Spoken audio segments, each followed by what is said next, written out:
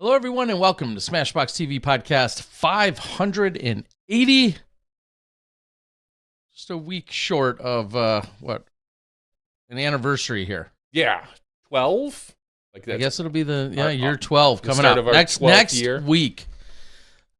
Coincidentally, we started on 11/11/2014, and next week will in fact be 11/11/2025. Here we are. Someone asked recently, is there an end goal to this podcast? Is there an end date? I don't know when Johnny's going to die, I said. Who's going to die first, you or me? I'll tell you next Tuesday when I go in for some for an MRI that they're asking me to take. So okay. This might go dour real quick next week, Terry. All right, you're gonna have to tell me what buttons to press for when you're not here with us, so I can do it. But buttons are being pressed, I'm sure. As real quick before we get to our first guest, I am seeing over on the Whatnots. They didn't schedule it very well. Luke Humphreys, Paige Pierce, having a Whatnot. I see, as of this very moment, I heard Olympus was having a Whatnot. Well, 235 people watching the Paige and Luke, 221 now, watching the Paige and Luke Whatnot stream. Meanwhile, 200 watching the Olympus stream with Paul Macbeth. So, guys, you got to plan your Whatnots a little better. You can't be overlapping. You're going to get more bidders if you spread stuff out, for crying out loud. I'm sure they're super worried. I'm just saying, it's funny that they're both doing it. We'll talk a little bit more about that later. Right now, we're going to bring in our first guest, maybe our only guest of the night, especially depending how things go here. No, we'll bring him in, and we're going to talk about a very important part of our game and the conversation that surrounds it. And that, of course, is things like distances, tee signs, accuracies, everything that applies to our players getting tee to pin, and specifically, we'll say custom maps. So with that, our first guest of the night, Richard Rasch. You nailed it. Is that right? Of course, I'm second guessing myself. Richard, is that right? Did I say it correctly? You nailed it. It. And hopefully, if there's not a live crowd, they'll be tuned in later to hear that light pause, and boom, there it was. Awesome. Well, thank you for joining us. It's been no secret that you have frequently posted trying to help both the disc golf players as well as the viewers in terms of more accurate course signage and maps. That's how I view it. How would you describe, kind of what you've been doing and what you've been putting out into the disc golf community for the last couple of years? Yeah, so I've been mapping courses over 20 years, and this is sort of second fiddle for me. I mean, I don't have any specific training when I started, other than I was teaching a computer graphics class right when I started playing disc golf, and I would go look at a map after I played a course and say, that's not what that map shows is not what I just did. Mm-hmm. And everyone has their strengths. I'm a horrible speller. I can tell you there are plenty of things my brain won't do. But as a kid, if I walked in a mall with Mom and we went out the wrong door, I'd say, "Mom, where are we going?" She'd say, "To the car." I'd say, "Well, this is not the way to the car." Because for whatever reason, my brain would just map it out, would just keep track. So here I am playing disc golf. I love the sport. I just found it, this is almost 30 years ago, but I'm seeing a missing gap here. And so I started making maps, and I didn't even worry about tee signs until it was actually AmWorlds in the Twin Cities in 2014 when we were upgrading a bunch of courses, and Kaposia, which, if you know, that course is pretty hilly. That was the first set of tee signs I made, and I just volunteered to do the graphics just to get them in the ground. And that was kind of the start of it. And then you look at that and you start noticing what's online. What does the PDGA have? And then the Pro Tour comes along. What does the Pro Tour have? You start looking at what's there, and you look at the techniques you've developed to say, here's how I can measure, here's how I can figure these things out, and they don't match. And you're thinking, why do they not match? Are they close enough? What what should we really know? What do we really not need to know? And I don't play golf. And, our sport is based on golf for distance and par and all those sorts of things. So I've had to educate myself on a lot of things. And I've taken classes to deal with the technology behind a lot of the tools that I use. A lot of viewers will be aware of a thing called GIS data. And GIS it's kind of like the word Smurf. It seems to have every part of speech in it. And people will say, well, it's GIS. Well, like it's some magical thing. But it's Geographical Information Systems. And something that came out of the oil industry when they were searching for oil, if you know what, I just lost the word, the machine that pounds the ground, and they can see the echo that comes back up, and they can see what's under the ground, that sort of thing. You have to know where you are. You have to know how deep things are, how high things are. And then you get into also GPS, which is a bunch of satellites floating around that will tell you where you are. So all these things come together to give us a set of data. And I get interested in it because I'm just interested in making better maps. And then I look at what I'm seeing show up at the top level of our sport saying, that's close, but what about this? Or that's completely wrong. How did they miss? And it's not to throw anyone under the bus. It's to say there is a whole world, a whole set, as we say with some discs, is it the arrows or the archer?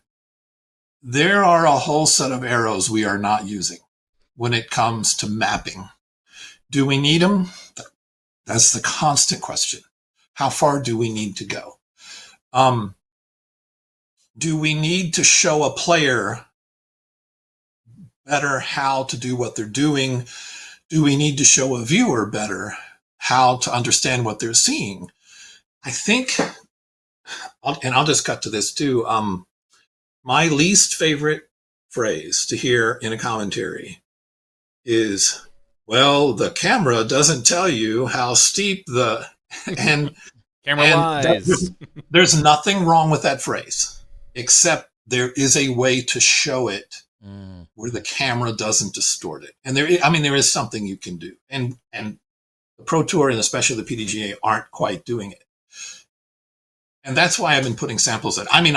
I've written the PDGA, I've written the Disc Golf Pro Tour, and you don't get an answer. They don't know who you are. What you're doing may not seem important, but I can certainly post, and maybe for this, it's a side hustle for me to do these signs. I will already have a 9 to 5 and I do this on the side. So I do a little guerrilla marketing. So I will go on social media and I'll just post out examples, but then at the same time, I'll post out something that I think might be useful. Hey, how about this? And, the last conversation we had, I was typing on the broadcast, but that's when Des Redding was covering the tournament at, what was the women's tournament? It was specifically at Ledgestone, and it was hole number 6 at Sunset. And I had the comment was made about I think Des said that actually the basket was higher than the tee, and that's the par 5 that Holland Hanley albatrossed a few years ago. Yep. And I think I off air after Des said that on air, I used my intercom system to the booth to Ian and Des and said, "There's no way this pin is at a higher elevation than the tee is that they're throwing from. There's just no way." And then obviously I know at some point you got involved because you had had provided some of that information to Des, and I'm standing at the tee or in the middle of the fairway at the time when I'm making that claim. So it clearly I was out there. And I think you had rebutted back eventually or something to either myself or Des or whatever, saying that it is in fact at a higher elevation, which I still disagree with. And I know you told me there's perspectives and there's angles and whatever, but the Earth isn't flat, Terry. I, that's another podcast. Right.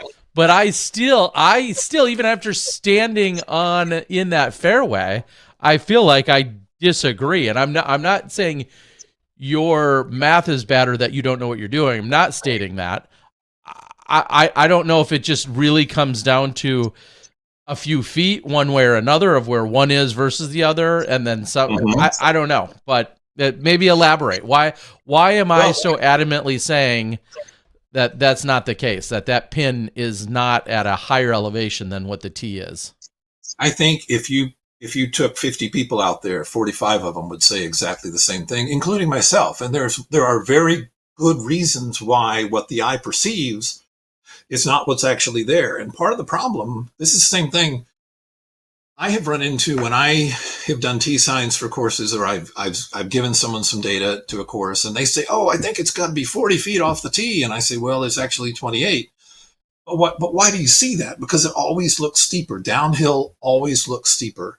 Well, for one, your eyes are already 5 feet higher than your feet, and the numbers that we're dealing with. So there's already a perception that you're going to see something more steep.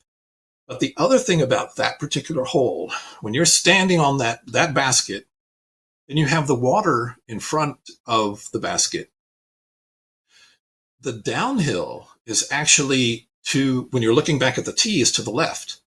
So your eye is seeing the valley that's to the left, that's lower than the tee, because the tee is perched up a little bit on the bank, which makes the tee look higher, which actually kills the ability to tell if it's higher below you or above you. The best way to go figure it out would be to go down the fairway, get in between the tee and the basket, and look back and see if you can see the water. Because if you're higher than the water, you'll see it. If you're lower than the water, which is what I'm saying, the tee is lower, you will not see the surface of the water. Your eyes will be going above that flat. I'll have my hands on the camera. Your eyes will, the eye ray will be, the line of sight will be going above that water, and it is extremely subtle as well. And I think, so right after that hole, you climb the hill to the left of the fairway, you climb the hill and you shoot down another one that is more down than you think. That's one of the holes they had redone because a lot of the trees had died. And it was a big shot. You had to worry about staying in the air too long and flying too far left and skipping OB, which a couple of players did. Or you could take the left side and try to get up and get up to the pin that way, which is a great shot. But the interesting thing there is it is a downhill shot off the tee. Mm-hmm. But as soon as you're on the ground, you're climbing again. And the trees are so massive, you can't see that it's uphill. And what I remember from round one is how many of the second shots from the FPO were hitting the ground early. And I thought, if they didn't get a lot of practice on that hole, the perception is fooling them there because they didn't realize it's above them and they're throwing more level off their throw, which is just going into the ground. And then, of course, the hole after that is 8, which has a huge climb. Mm-hmm.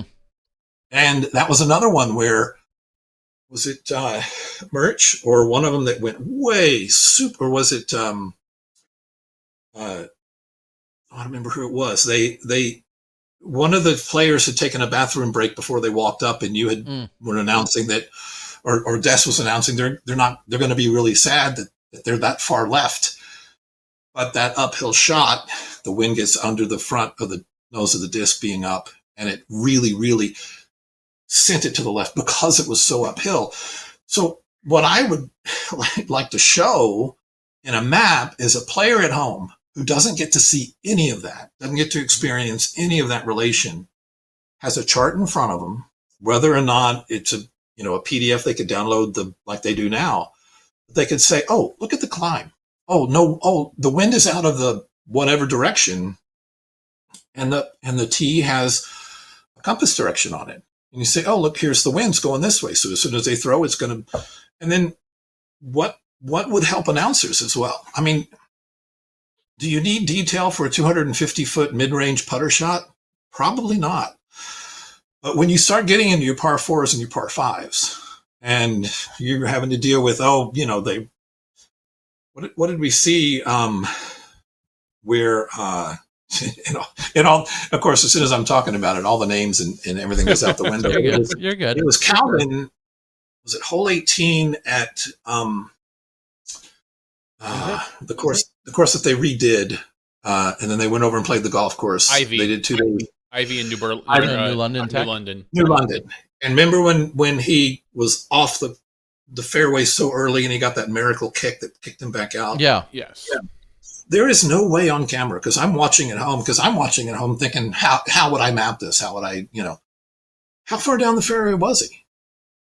And with a more accurate T sign or something a viewer has at home, they can say, oh yeah, look at that. He really screwed the pooch on that one because he has all this other distance to make up. And so that's kind of my gist of it. But what I'm trying to do when I post online is to simply say, here's what's possible. Do we need it? Don't know. But here is what we could do. Yeah. Well, my initial reaction, first of all, is whether it's a commentator and or a player, what I would love to see, and I think some of the most revolutionary caddy books, and almost really the only event that had a caddy book for many years was the USDGC. Now, they needed to have one because they have a million different rules and they're all applied differently on every different hole. Therefore, there was no way like standard rules applied to the USDGC, and that's been going on for 27 years now. But they also had truly the top rate caddy book of any event, and that was another thing that set them apart from literally every tournament of the year. Is you kind of awaited like, oh my gosh, this caddy book, and even when you get it in person, it was like a valued part of the playing experience of being at this event. And one of the most simple things on the planet that they did that I fell in love with from day one was always mapping there's not a ton of trees out there, but they would map a tree and then they would have an arrow pointing back to the pin, meaning it was the distance from there to, that tree back to the pin, or excuse me, the tree back to the tee. And then obviously then they had another arrow pointing the opposite direction. That was then that tree to the pin. Again, I think of like a hole 5 where they had 3 or 4 very specific trees and they would have them mapped because you had a water carry. And that's before we were legally allowed to use any kind of rangefinder. In fact, they were, quote unquote, outlawed or not allowed by the rules until big binocular came in to our sport and rewrote the rules. But so I guess what I'm trying to say is, to me, I think one of the most important things that we could never have enough of personally is distances to very either specific or obvious landmarks. And that can be, I know Philo has gone out. I've gone out. Some of us as commentators have gone out and we make those notes. I would love to see that on a T sign or in a caddy book. And that means somebody else has to do that work. Yeah. So take it or leave it, however you want to word that. But that's what I would like to see. Yeah. One of the biggest drawbacks, and well, it's a drawback and it's also a saving feature, is that how many courses do you play the same year after year? USDGC is a good example, but everything gets tweaked. Yeah. You can do this for the most difficult holes and just keep track of those changes without a lot of expense. I'm thinking, unless a tree is in your line, you don't really need to know the distance of a tree 150 feet when you're going to put it in the bullseye with a good throw off the tee. But when you have to navigate certain trees or certain OB or little, bits of OB or water that stick out in the way, on the way to a par 4 or par 5, definitely you want to know where that is, because then a commentator can say to an audience, yeah, look, they landed by this. And then, so I was fortunate enough to play in the Masters Worlds that was in the Twin Cities this summer, and got to meet Juliana Korver. Had never met her before. Of course, I've known Jay and Des Redding for a long time from knowing them down in Texas before I moved up here. And I got to chat with all of them. I showed Juliana Korver some of my signs, and we were talking about coverage, and she says, she's a web programmer. So, you know, she does HTML and all that. And she said she sets up web pages with tabs when she sits down in the booth, and she has all of this stuff, you know, all of these different bits of data, which is fantastic. But she says, I go out and range everything. So I know exactly. Fantastic. That's exactly what you need to have going on. Let's extend that to the audience and see. Let's extend it to players when they show up. I hear a lot of conversations because I remember back in the day, and you remember too, when you did Worlds 15 years ago, 5 rounds all week long, two in a day, and 3-4 courses. You know, could we get back to that amount of variety because we also have really accurate charts that the players can say, I see what my line needs to be, and you're throwing 3 off the tee instead of 15 off the tee, and your fatigue is less. I mean, is pitch count ever a part of what we should be thinking about as a pro player goes through the motions of getting through a tour? I just think of all the possibilities that may be there. I mean, I have no idea. Yeah, I know you're just throwing out an example. I'll specifically address that. I don't think a lack of preparation and or the difficulty of preparation for courses is why we've reduced them. It's distance that we're just overall throwing, and then that distance translates into time, and then just not enough, so to speak, hours in the day. I think those are 2 big reasons. We're not playing... I think that's the main reason why now we're down to 1 round a day, and then you add in media components and other things, and just overall size of events and trying to get more people in than ever.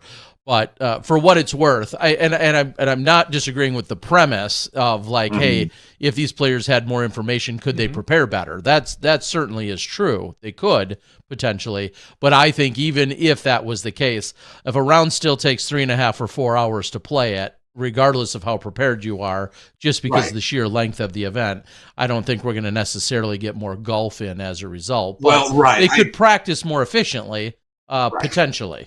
Yes. Right. No, I totally get that. And I wasn't suggesting that we lost multiple rounds a day. I mean, we talked, I think it was just last week when the last podcast, we were talking about, you know, women always going first. And if they were split, you know, events, could there be, you know, how would you cover to have the men and women play at the same time? I mean, all of those things are all part of the package already, so that's not going to change. But I found it interesting because I've been doing research on golf, because I don't play golf at all, but you know, golf is so many strokes to the green and 2 strokes on the green to get to the cup. And the reason, and the thing that golf does, we have circle 1, circle 2. Golf says, here's the distance to the center of the green for this par 5. Whether or not the cup is cut in the front or the back or in the middle, that distance is not part of what's on the tee sign when you take off. It's just how you're going to get distance to the center of the green.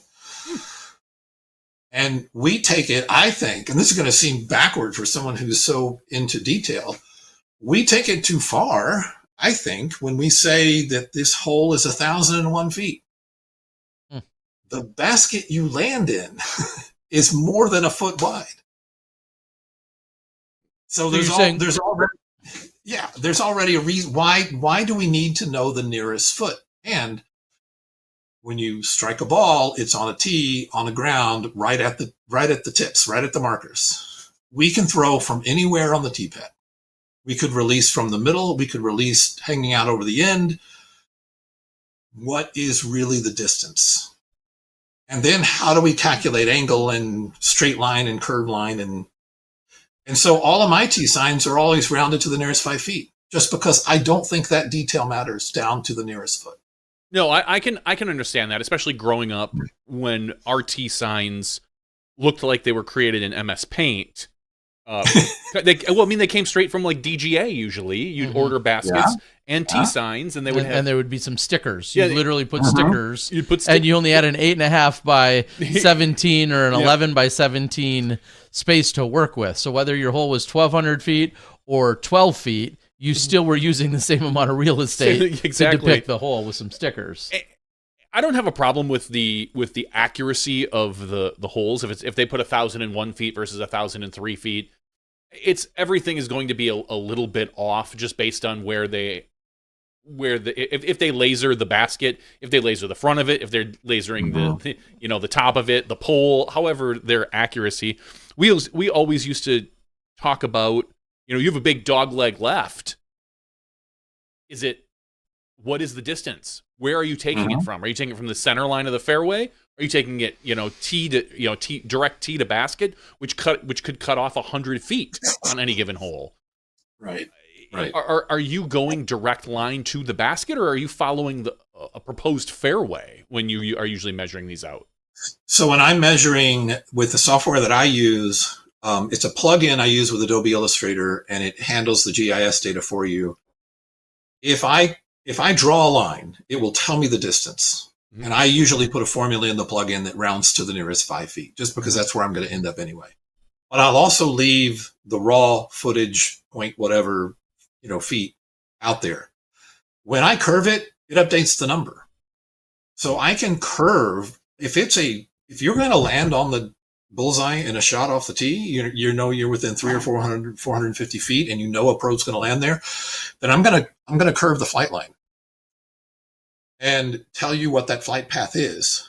But at the same time, on my tee signs, instead of marking to and from a tree back to the tee or to the back of the basket, I put little radial arcs in that show the distance radiating from the tee. So you get both. You get the straight line shot distance and the fairway flight path distance. If it's a big hole, par 5 or something where you have a landing zone, then I'll run that line through the landing zone to the pin. So it will have some segmentation to it.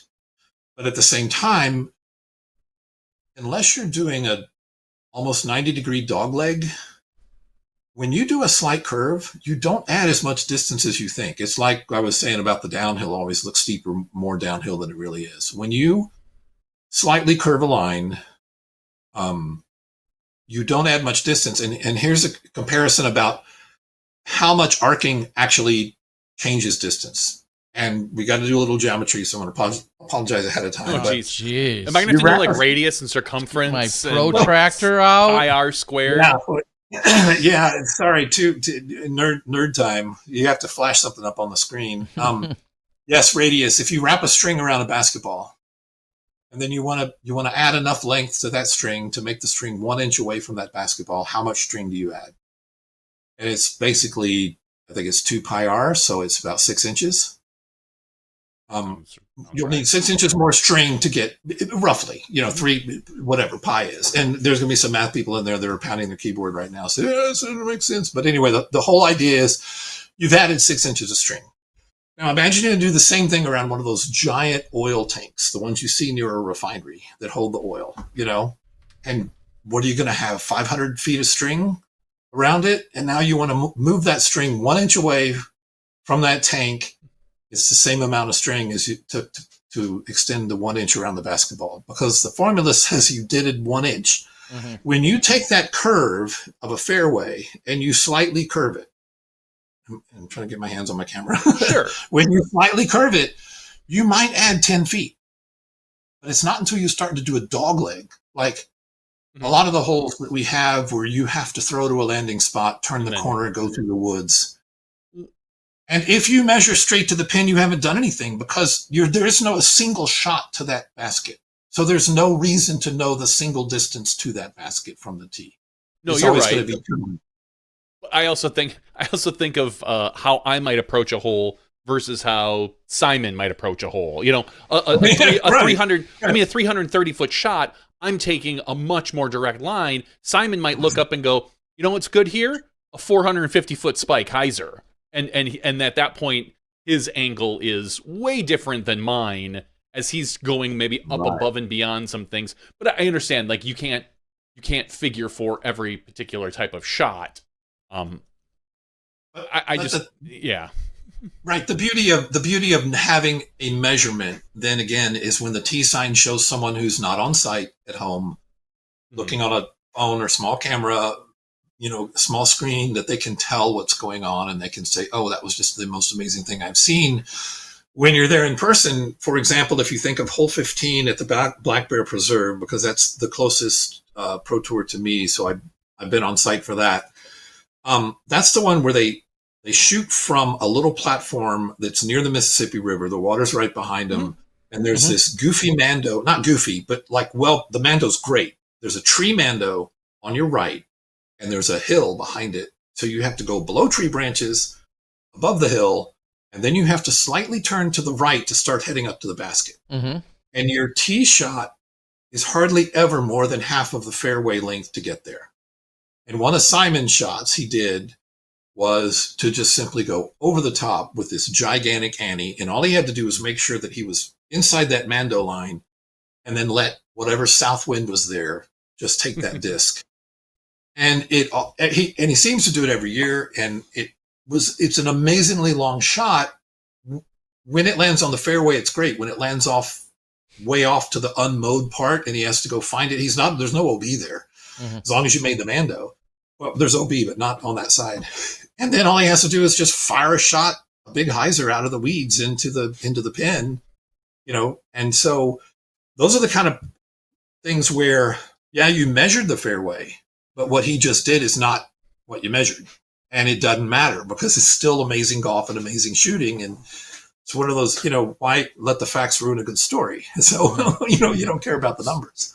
So overall, what is your goal with the custom maps? Is it to get the elevation and such on the Disc Golf Pro Tour caddy guides? Is it to create supplemental information for them yourself, or what are you trying to accomplish with the custom maps? Or is this just like you said, like a side gig where you can do hole signs for particular holes and whatnot? Because obviously I've seen your graphic style. It isn't the same as what the Pro Tour is. You're a much more, I would say, yours looks much more like a topographical map, clearly, even in the style that we see, versus the Pro Tour, which is a much more colorful, maybe not as accurate representation, but maybe just there to get the point across and more visually appealing, I would say. Understand completely. And I don't think the Pro Tour needs to change anything visually that they're doing. I think that, though, it would be nice to have a second opinion, because we were talking about a couple of shows ago, and I had typed in a note about Monopoly and all. And one of the issues is I would love to be able to supply highly detailed maps to some of the post-produced work, so that when it goes out on YouTube, they can show a graphic and, where is our shot tracking? Where are we?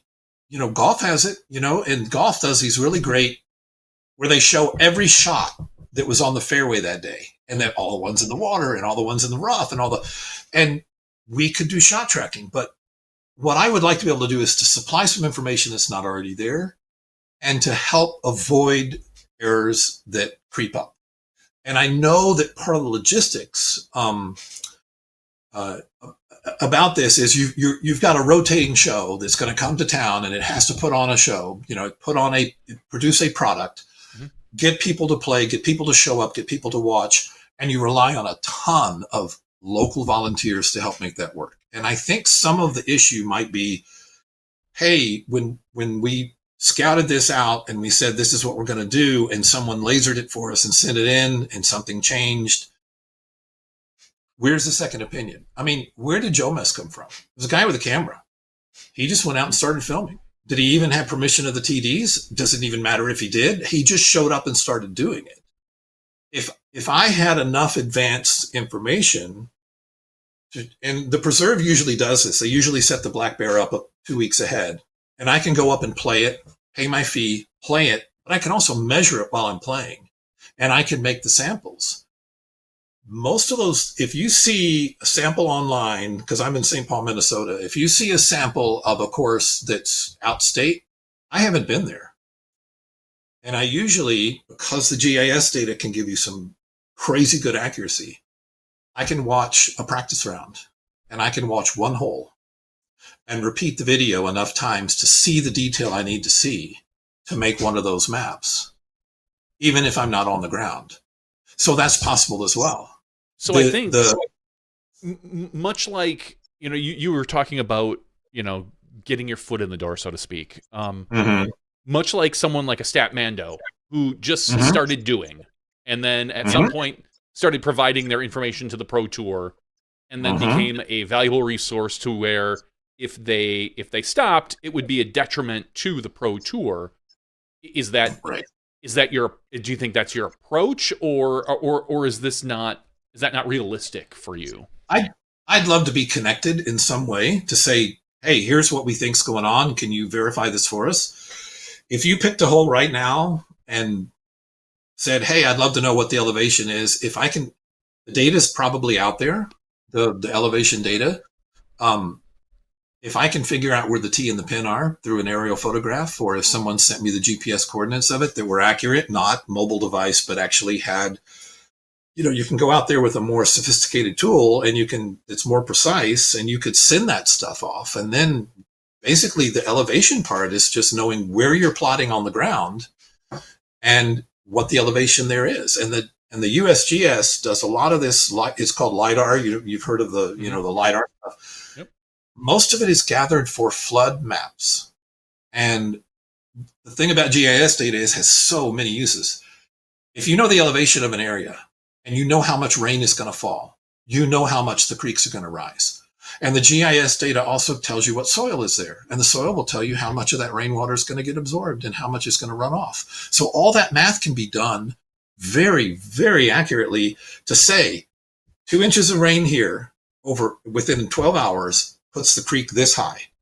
And that means these houses flood, and this is what your insurance costs. If the likelihood of 2 inches of rain within 12 hours is possible for that, it's all statistics and probability and math, but we are the benefits because that data is being collected for every part of the U.S. I've found it for Finland. I found it. I mean, you just have to deal with translating. What is the hole 18 that sits on it has the two mounds, the one over the other, and is that a croakel? No, I was going to say out at the monster. No, that's in Finland. Or wait. It's not the beast or in Nokia. Yeah, Nokia is the beast, and the monster's in Tampere. Yeah, okay, the monster. Yeah. So the monster's the one that sits up. So I found the elevation data for that. You have to see if it's updated enough to have those mounds that they put in. And then with the other hole they had, what was that? Was it hole 6 where they had to throw sort of an right-handed Annie shot into that super high mound? Yeah, where Cat Merch threw 6 times. Right.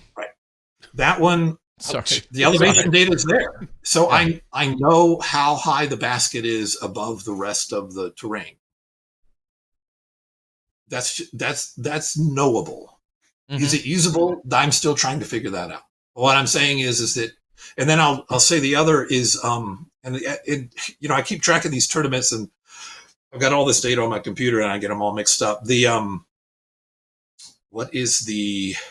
not Ledgestone. What is the other one that's right after that? Idlewild? Before Idlewild, thank you. Idlewild hole. Let's see, it was 1, 2. Oh, I've lost track now of which one I was thinking of. Let's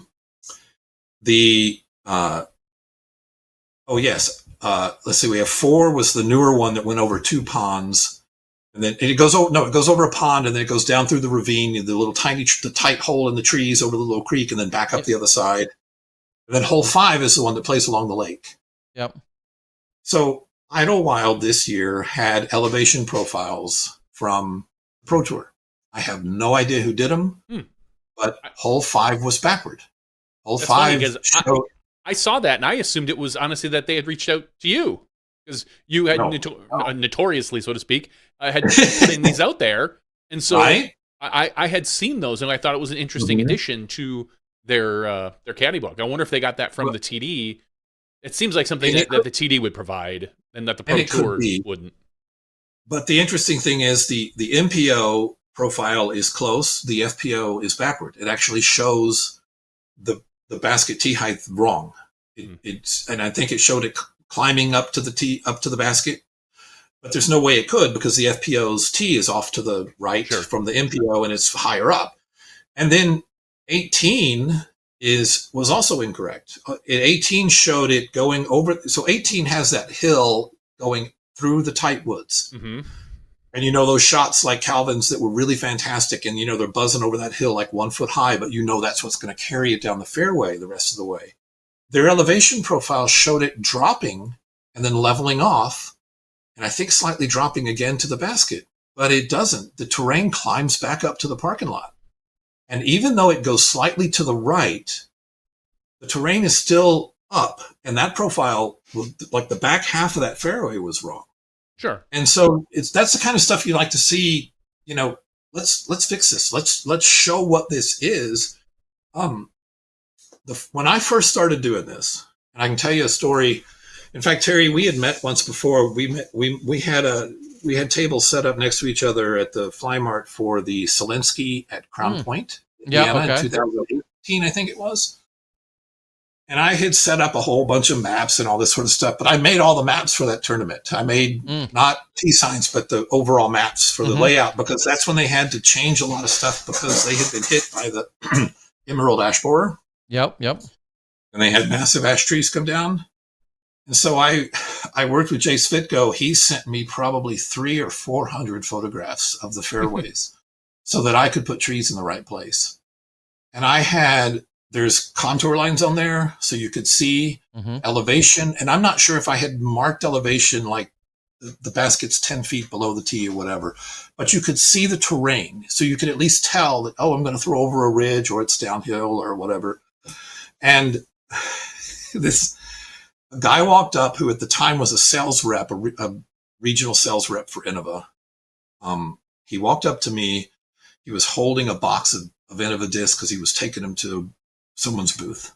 And he stopped by and looked at my maps. And he said, "Hey, I like your maps." And I said, "Well, thanks." He goes, "I didn't think they were real." I said, "Well, what do you mean?" He goes, "Well," he thought all of the contour lines and all were just decorations I had put to just add something interesting to the background.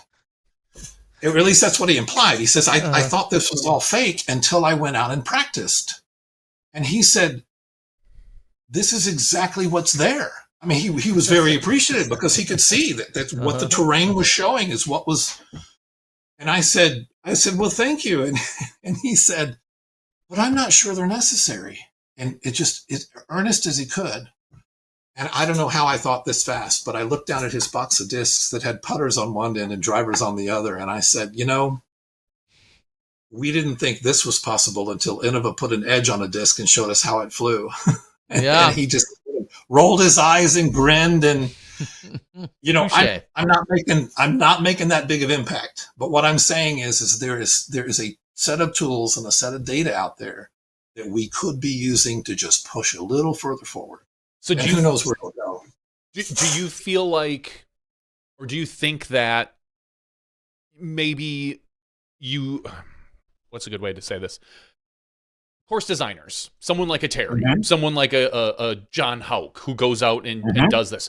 Is that someone that you should be reaching out to, saying, "Hey, I would be happy. I'd love to work with you on this," because I know Terry doesn't have a design bone in his body. I know. I've seen the MS Paint that he whips up. It's it's one step above mine. Let me put it that way. But like a John Houck, who's probably outsourcing these course maps to somebody. Is that something?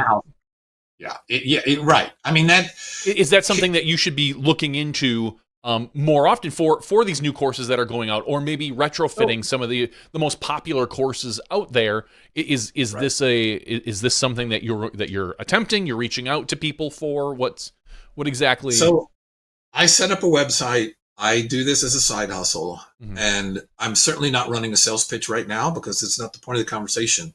Well, you're welcome to, though. But I have gotten so busy with people. They see the website. They say, "This is exactly what we want for our course. Our course is wooded. It's hilly. it has trees that we want, and one of the things that I make sure that I do is that the trees that are on that T sign are on the ground.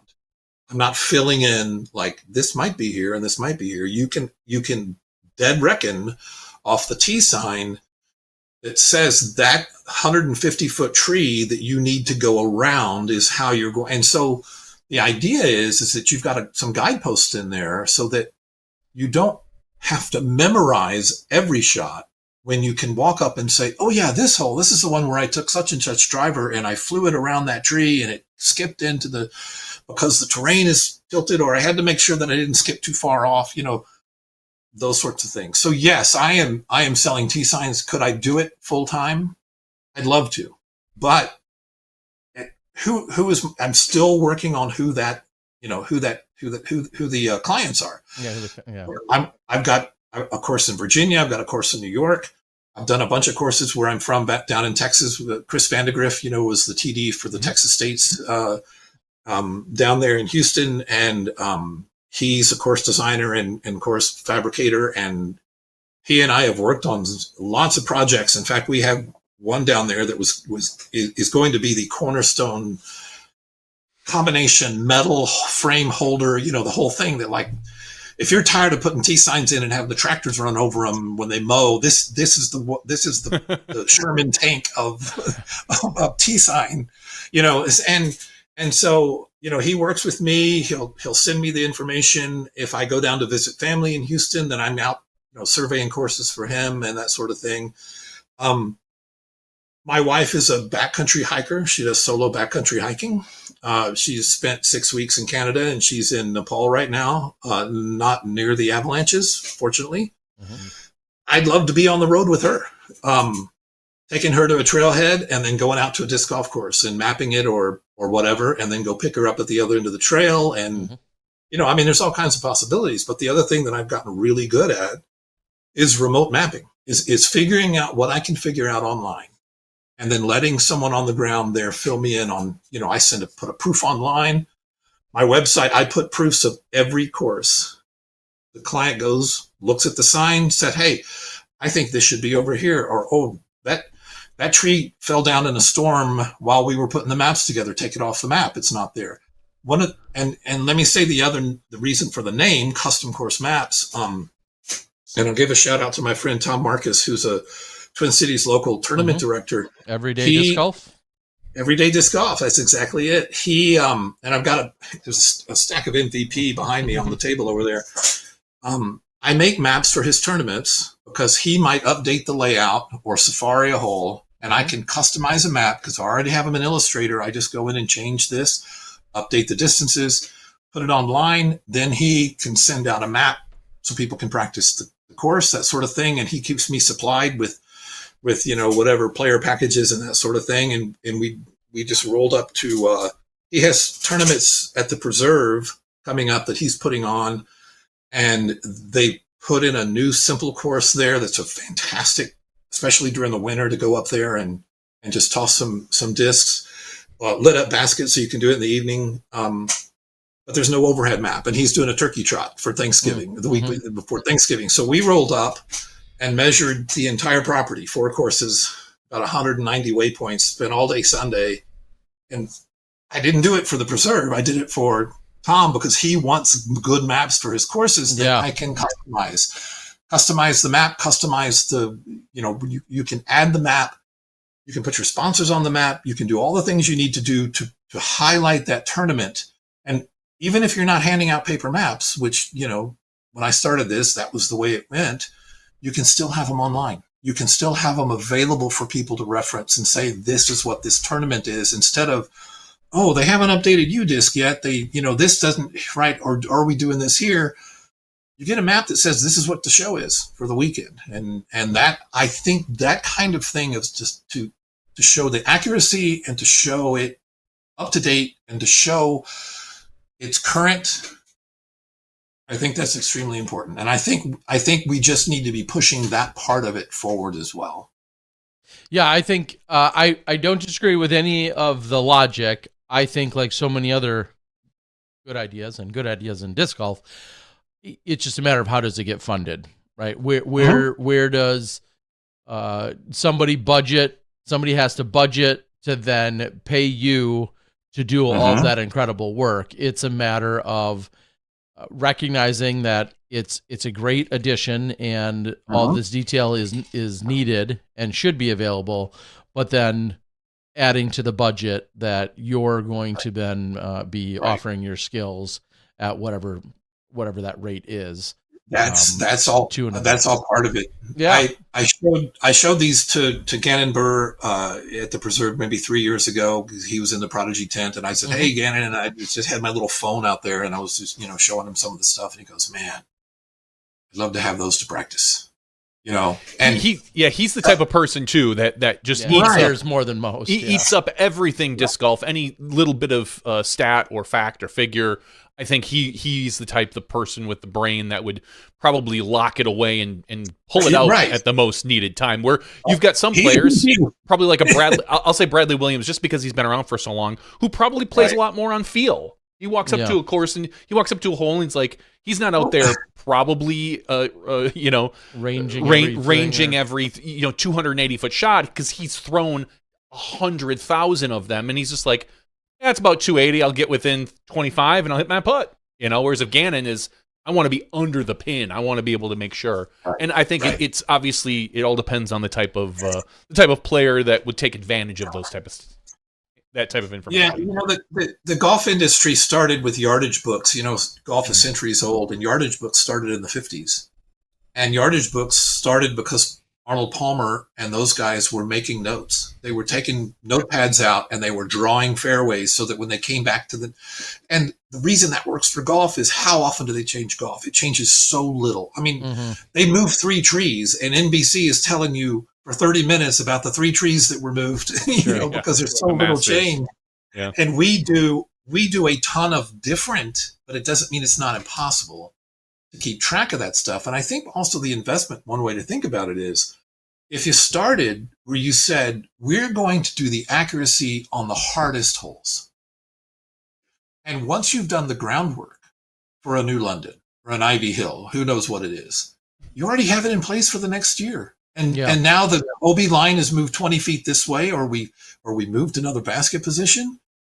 That's a minor tweak. And so it's kind of like the thing with timing we're talking about, one of the timing things, something I've always wished would happen is, why don't we just have a marshal on one of the holes on the front 9 and one of the holes on the back 9, and everyone gets timed strictly on that one hole. They know what's coming and they got to deal with it, because then it's even for everyone the whole time. And you did it one hole. You didn't kill everyone, but you did it. Take one hole on the front 9, one hole on the back 9, and say, this is like signature hole. And here is a super elaborate map of that hole, and let's get people's reaction. Show it on coverage, put it online where people can watch the hole and see the nice graphic, and then let us know what you thought about having that information.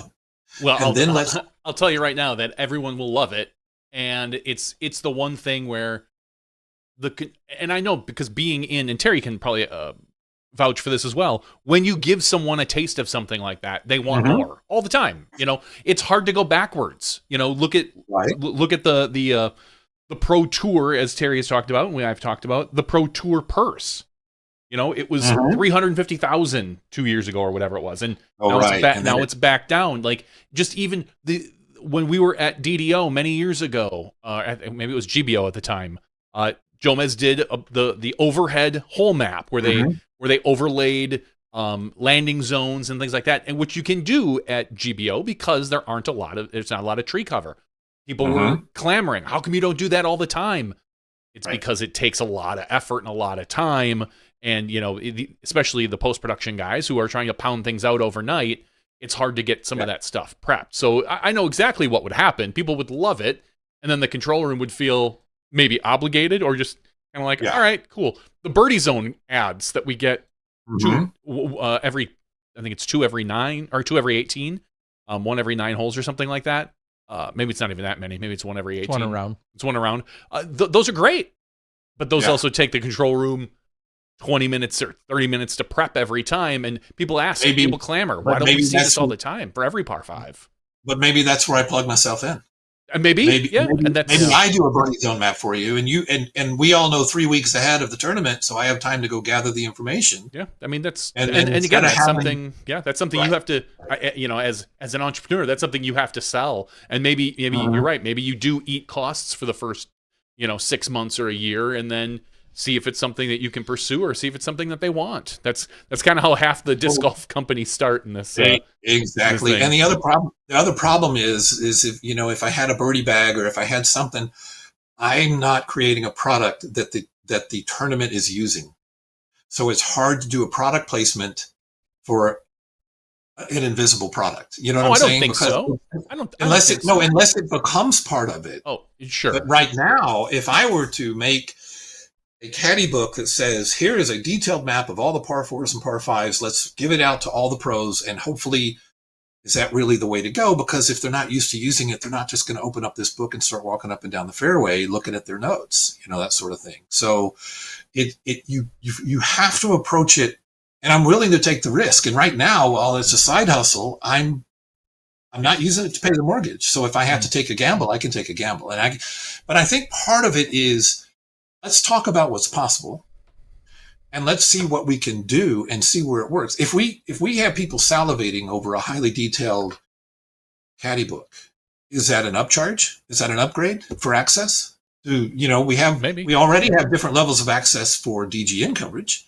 Does the one level that, hey, we've developed this, we're going to give you some for free, and then the next tournament comes around and we've developed it even more? Who knows? Yeah. As Johnny was just saying, you finding the most applicable business model is obviously your next uphill challenge. Pardon the pun. Uphill thing that you have to face, and I don't know what that is, obviously off the top of my head. Right. But definitely finding where that is, or partnership or collaboration. If you can convince an event, and I'd look at it this way. Here's a random idea that you've probably thought of, but at the Discmania Challenge presented by True Bank, maybe it is Birdie Bags who bring you custom course maps for this event. There's a collaboration with Everyday Disc Golf that says Everyday Disc Golf is presenting custom course maps for this particular event, and maybe that's the angle that gets you paid, but then also gets them introduced, and then it's not necessarily a lift on the event because there's already a partnership or collaboration in there or involved with it. Or you do all 18 holes at Gray Fox for the cold turkey in a couple weeks, and they go into my post-production coverage of the event, and I recognize you that way. But again, I'll be the first to admit, as a guy who's running the event now, I'm not the same scale, obviously, as your pro tour. I'm running a C tier, and every dollar that comes in is going to go right back out. Plus, I'm giving them free lunch, so I don't have $500, $1,500, $2,500, whatever the number is. I don't have that money within my budget of my C tier to give to you. I can offer exposure for my post-production, one round. That's what every artist wants to hear. Yeah, exactly. I'll pay you an exposure. Exactly. Trust me, and I know exposure does not pay your mortgage or get your wife on her next week-long hike. Trip to I understand that. But that's what I'm just saying. Like, there's the scale. Right. Like, you're also going to be, certainly, as you already know, being around long enough, you're caught up in, if we're in talking disc golf dollars, I mean, there's a reason we made shirts that say Disc Golf Rich. Like, you may never get fully compensated for the amount of skill and work that you bring to the table either. Like, that's disc golf. Very few people in our sport get appropriately compensated because we're a pretty cheap sport with not a lot of money in it. But what I have found so far is that when a parks department, when you're talking a city, county, regional park budget, they will spend money on a slide and a swing set that will last 20 years. They will spend money on, and so if I am making on the side signs that are being installed in places where they're being used, then I have that working capital to say I'm also going to go out here and push things this way. I mean, the other thing that I do, because I said, being an old guy and not being tied to old ideas, I'm learning JavaScript like mad because I can script the Adobe Illustrator. And I have when I first started, I to make an elevation profile that makes because the profiles I make have a grid on them and they have a whole lot of like detail, like it shows you the distance down and the distance up and down. It's not just a squiggly line with some color under it. When I first made them, they took like 3 hours because I'd start in the GIS. I'd go over to the other program. I'd go and I would be clicking a bunch of little lines and turning them around. I'd be, and then I realized, especially with a little bit of chat GTP, that, hey, if I'm going to script this in Illustrator, what's the basic? And you ask a question and it throws out some code and then you start adding to the code. And like I said, I mean, it would have been a wonderful test had we set it up if you had given me a fairway of a course you knew near you in Wisconsin, and I said, like, start the stopwatch. I go find the elevation data on the line somewhere, which I don't already have, but I go find it. I go find the point from the T to the pin, or I get the longitude, latitude. I could have a profile for you in about 25 minutes. Sure. And if I'm doing it right, if I'm doing it for an entire course, it's like Model T assembly line. It's even faster. So while I told my wife, I said, I'm sort of sailing the ship while I build it. While I'm making these samples, every sample I've made of a Pro Tour event is me testing the data, is me testing the skill set, sharpening the knife, so to speak, and figuring out a faster way to get it done and verifying that it's correct. I mean, you've got to know that the things you're pushing out there is actually the right thing. And every time I do it, there's a little more confidence. So the ability to say, run out to your course and map it for you. When is your event? November 29th and 30th. Southeast and do you have a layout set? What's that? And where is it? It's just shy of the Illinois border. It's in like Kenosha, Wisconsin, not far from where Chuck Kennedy did. Fairfield Park is 20 minutes south of there. That's another very popular destination. But yeah, so Kenosha are we talking County. Close to Milwaukee or south of Madison? South of Milwaukee by another 45 minutes. Yeah, so you'd go past Milwaukee. 6-hour drive from St. Paul. Yep, probably. No, see, my wife's out of town, so I'm running this through my head. I bet you Terry could get you a discount on the tournament too. Yeah. I definitely could get you a sweet player pack. All right. Well, clearly this is a very enlightening conversation that, as Johnny had said, there's no doubt that people love more information. And obviously, as we all know, more information, you can choose to do something with it or not. But if it's there, it certainly can be advantageous to the people that do want it and utilize it. And I think that conversation, that's the no-brainer. Like you said, like we've said, it's really just a matter of the business side of things, of how to make it most practical for you to do it. We all have, passion for disc golf, but passion doesn't pay the bills. So, and if you keep doing it, you're clearly going to be known as, the guy that's providing that whenever you provide that one very exclusive service, and I think of like you teaming up with UDisc, who's out of obviously the Twin Cities as well. Not that they're not like already a global thing, but UDisc and course mapping and things like, my entrepreneurial brain has already shifted to like the next 5 steps, but that's here nor there for the show. Well, we're going to let you go. But before we do, I guess, is there a final call out or I don't want to say plea, but is there a final angle or plea or call out that you're looking for, whether that's from a course designer or from the Pro Tour directly, if you want to say it right into the camera to our Pro Tour people, because clearly Johnny and I don't pull any triggers over there or make any real decisions. But what is it that you'd like everyone to say as we let you close out? I think if you are interested in what this can do, reach out. Okay. If you're worried about cost, reach out. I mean, everyone that does any kind of support for disc golf has a varying scale of what they're willing to jump into and the reason for jumping into it. And I would say, talk to me and let's talk about what you think is possible. Even if you just want the simplest little thing, or you're just curious about something. If I'm talking about ways to go forward, am I eventually just setting up, pros go around and offer all kinds of lessons about how to hold a disc and to throw a disc and do this with a disc. And am I then just setting myself up to say, hey, course designers, here's the 5 things to do on a T sign. Here's the, that sort of thing. Yeah.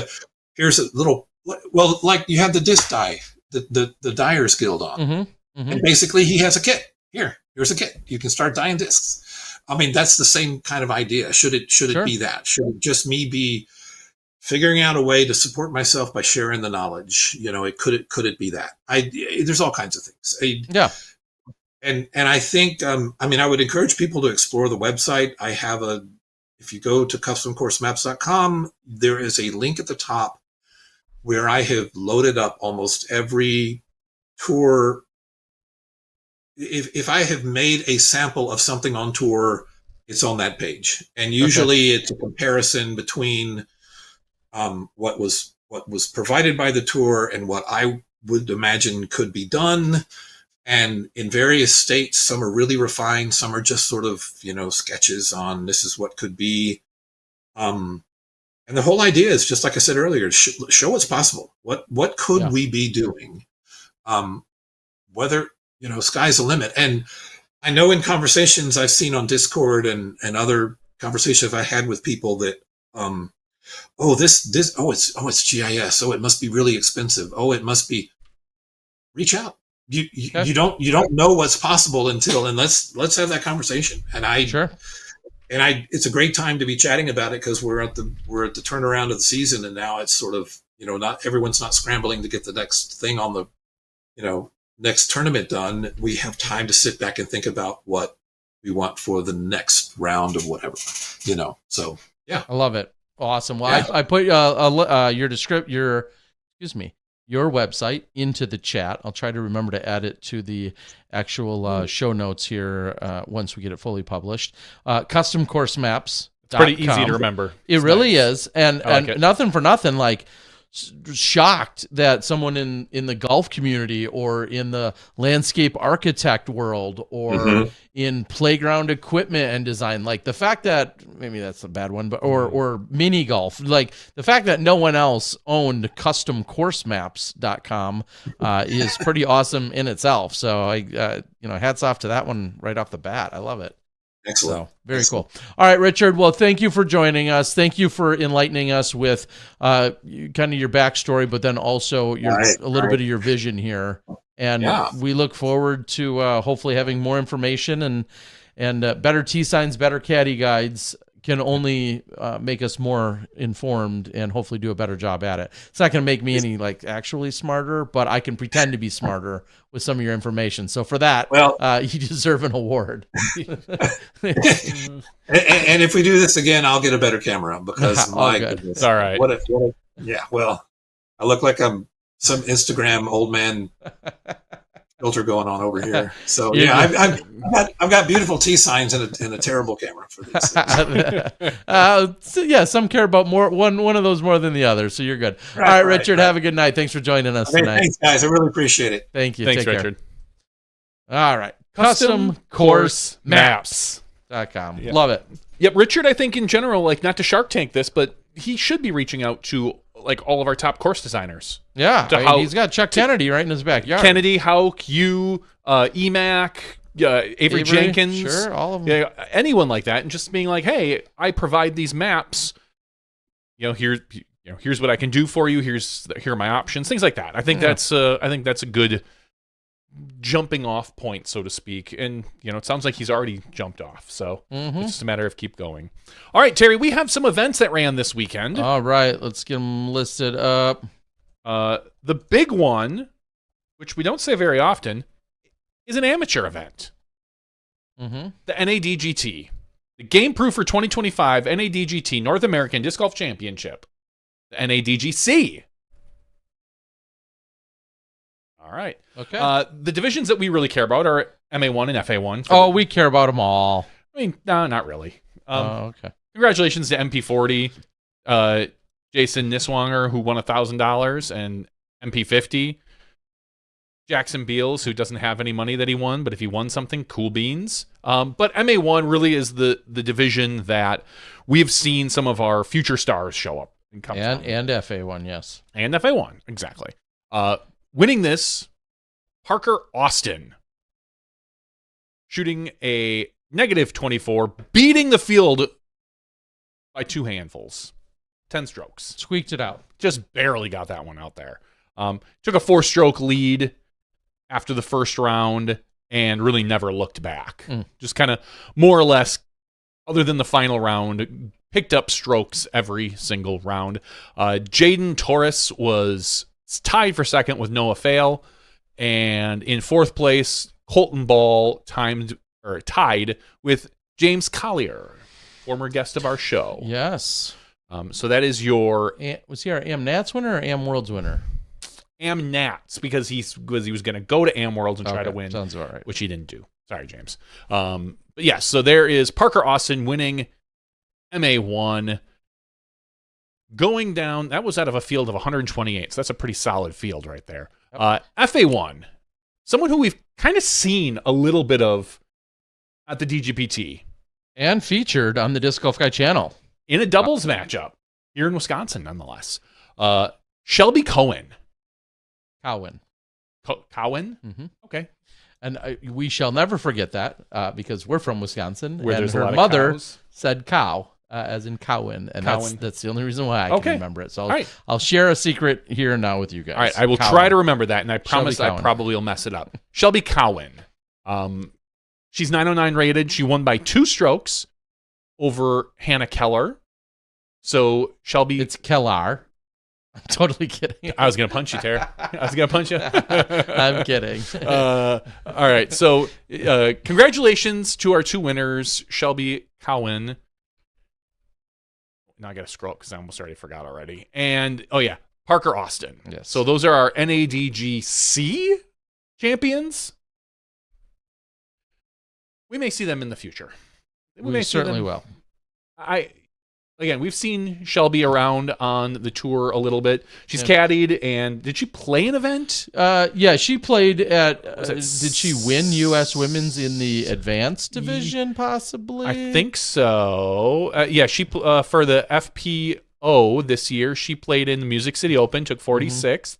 She played she did play Open at U.S. Yep, Women's. U.S. Women's. Okay, she took 59th. Advanced. And she played DGPT, Discmania, where she took 37th, and Ledgestone, where she took 47th. And then did she finish like 5th or 6th at Am Worlds? No, she didn't play in Am Worlds. Okay. No, that's MA1. Keep scrolling, sorry. FA1. Oh, she finished 14th at 14th. Am Worlds. Okay.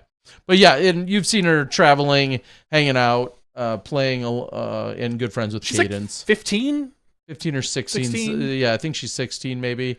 And Cadence caddied for her, I believe, this last weekend actually as well. Nice. Down at the event. So it's got to be intimidating for the other competitors, maybe. Yeah. Or really cool as well for you people in your group. You know, you're probably an FA1 player who's maybe never had a chance to be hanging out with a pro touring player, and here comes Cadence Burge, caddying for your competition. Probably still cool, but ultimately a good experience. So we hope that we see much more from Shelby Cowan in the future. Let's talk about the Hub City Halloween Open. This is an event out of South Carolina.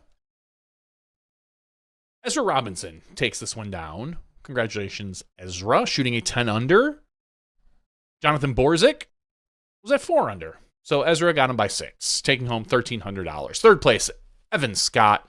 Tie for 4th place between Harry Chase and Paul Cran. So it's kind of a who's who of the Pro Tour on that top 5.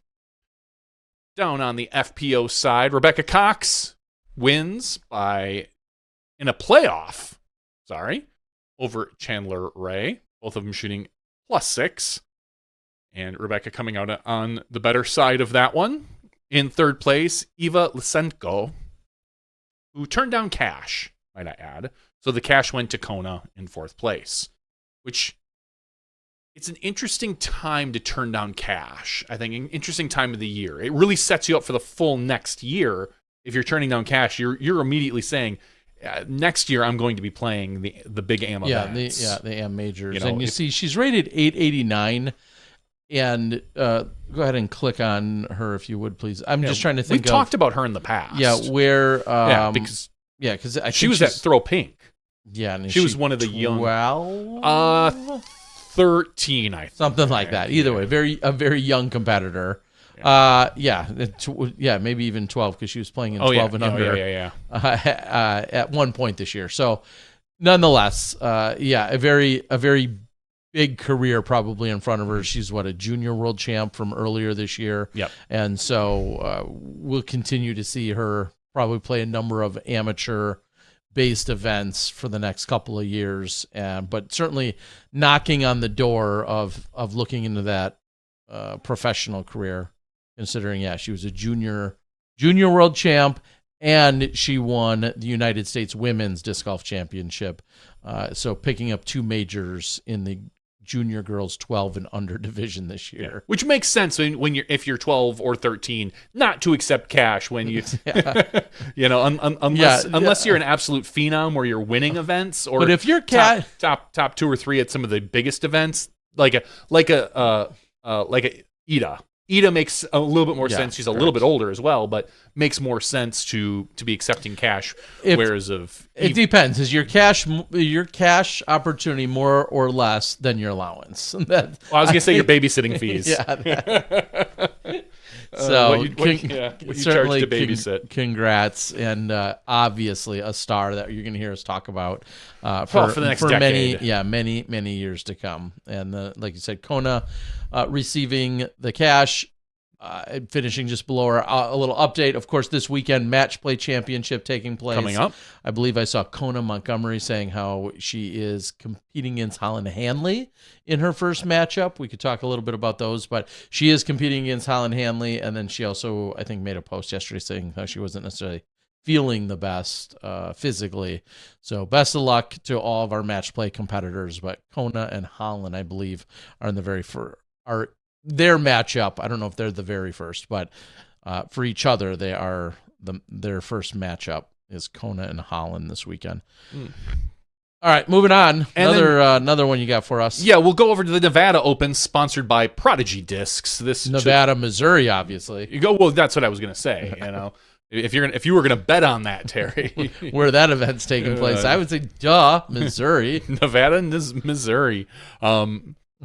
Do you think the people in Nevada get upset? They're like, God, we have the Nevada Open. Yeah, Missouri is like, sorry, bro. Zach Nash wins this by a single stroke over Joel Freeman. Zach took home $1,518. Joel took home $1,037, so not a bad payday. Third place, Joe Durrell. Fourth place, Brandon Cawthorn. Fifth place, Adrian Chevalier. I know I screwed that up, Adrian, but sorry.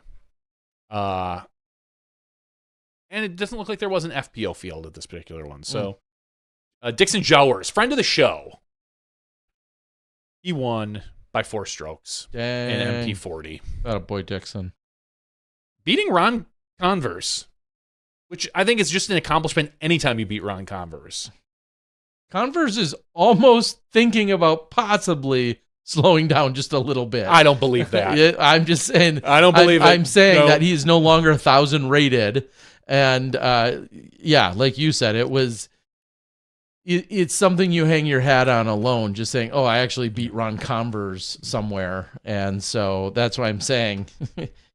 Maybe he's lost a half of a portion of a inch within a few steps. In the MP40 division, we're saying. Exactly. Considering I think he can play MP60.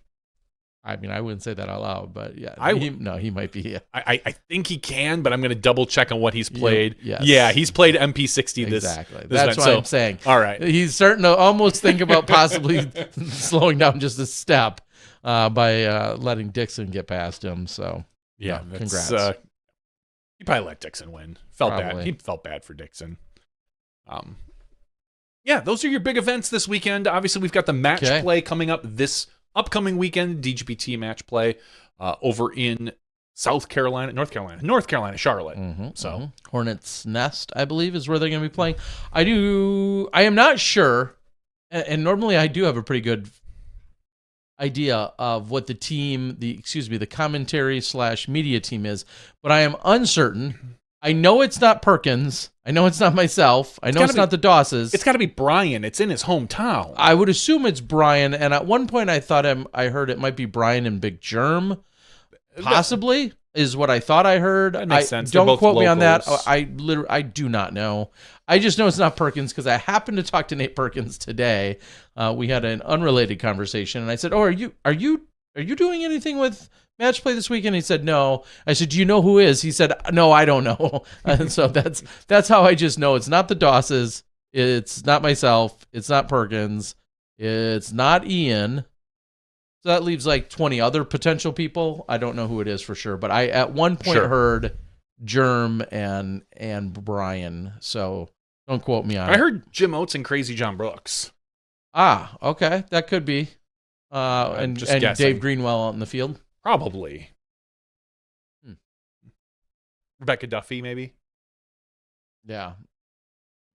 Straight 2008 on everybody here with those references. All right, so playing in the DGPT match play, on the MPO side, you've got Gannon Burr, Calvin Heimberg, Nicholas Antala, who's on the registration. I'm assuming he's coming over for this event. Interesting. Or he stayed here and just didn't. No, because he's like he's posting currently in Finland. Did he? Okay.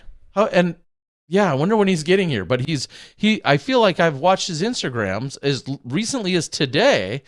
And maybe he's flying over tonight or tomorrow or sometime very soon, assuming he's playing. But yeah, it was very recently I saw him making posts about he's in gloves, wearing mittens, and playing over there in Finland. Or maybe someone's going to get an easy win. Anthony Barella, Ezra Robinson, Chris Dickerson, Matteo, and Ezra Aderhold. Those are your 8 MPO players. Going over to the FPO side, we have 8 players as well. You've got Kona Star Montgomery, who we mentioned, Paige Pierce, Katrina Allen, Owen Scoggins, Missy Gannon, Silva Saarinen, who also is coming over apparently from Finland. No, Silva's still here. She stayed? Okay. I wasn't yeah, that sure was one of my questions a few weeks ago. And whether she was going to hang out. She's been, again, not using Richard's techniques with any GIS or anything, but she has been making posts from like the Smoky Mountains. It seems like she's just genuinely sightseeing and touristing stuff right now and staying here because she was here for the Gyropalooza. Oh, that's right. I forgot. Last weekend. So in doing that and then having this weekend, it makes perfect sense that she ended up staying. Right. But that was a question I had way back as we were closing out at the Tour Championship. I'm like, is she going to leave and then come back just for the match play? But she, I know, has stayed in the States. So. Looks like she's having a great time. I hope so. Rounding out our FPO, Holland Hanley and Ella Hansen. So those are your top 8 in the FPO. This goes from the 7th to the 9th. So you got a Friday, Saturday, Sunday. So this starts up in 3 days. Yeah, it should be Friday. And I know the matches are all listed. I was trying to actually actively find them, and the internet's being difficult. I know the matches are all listed somewhere of who's playing whom in the first round. I already gave you one. That Kona's playing against Holland. I know that much. That's about all that I know. So best of luck. Have fun. It begs the question,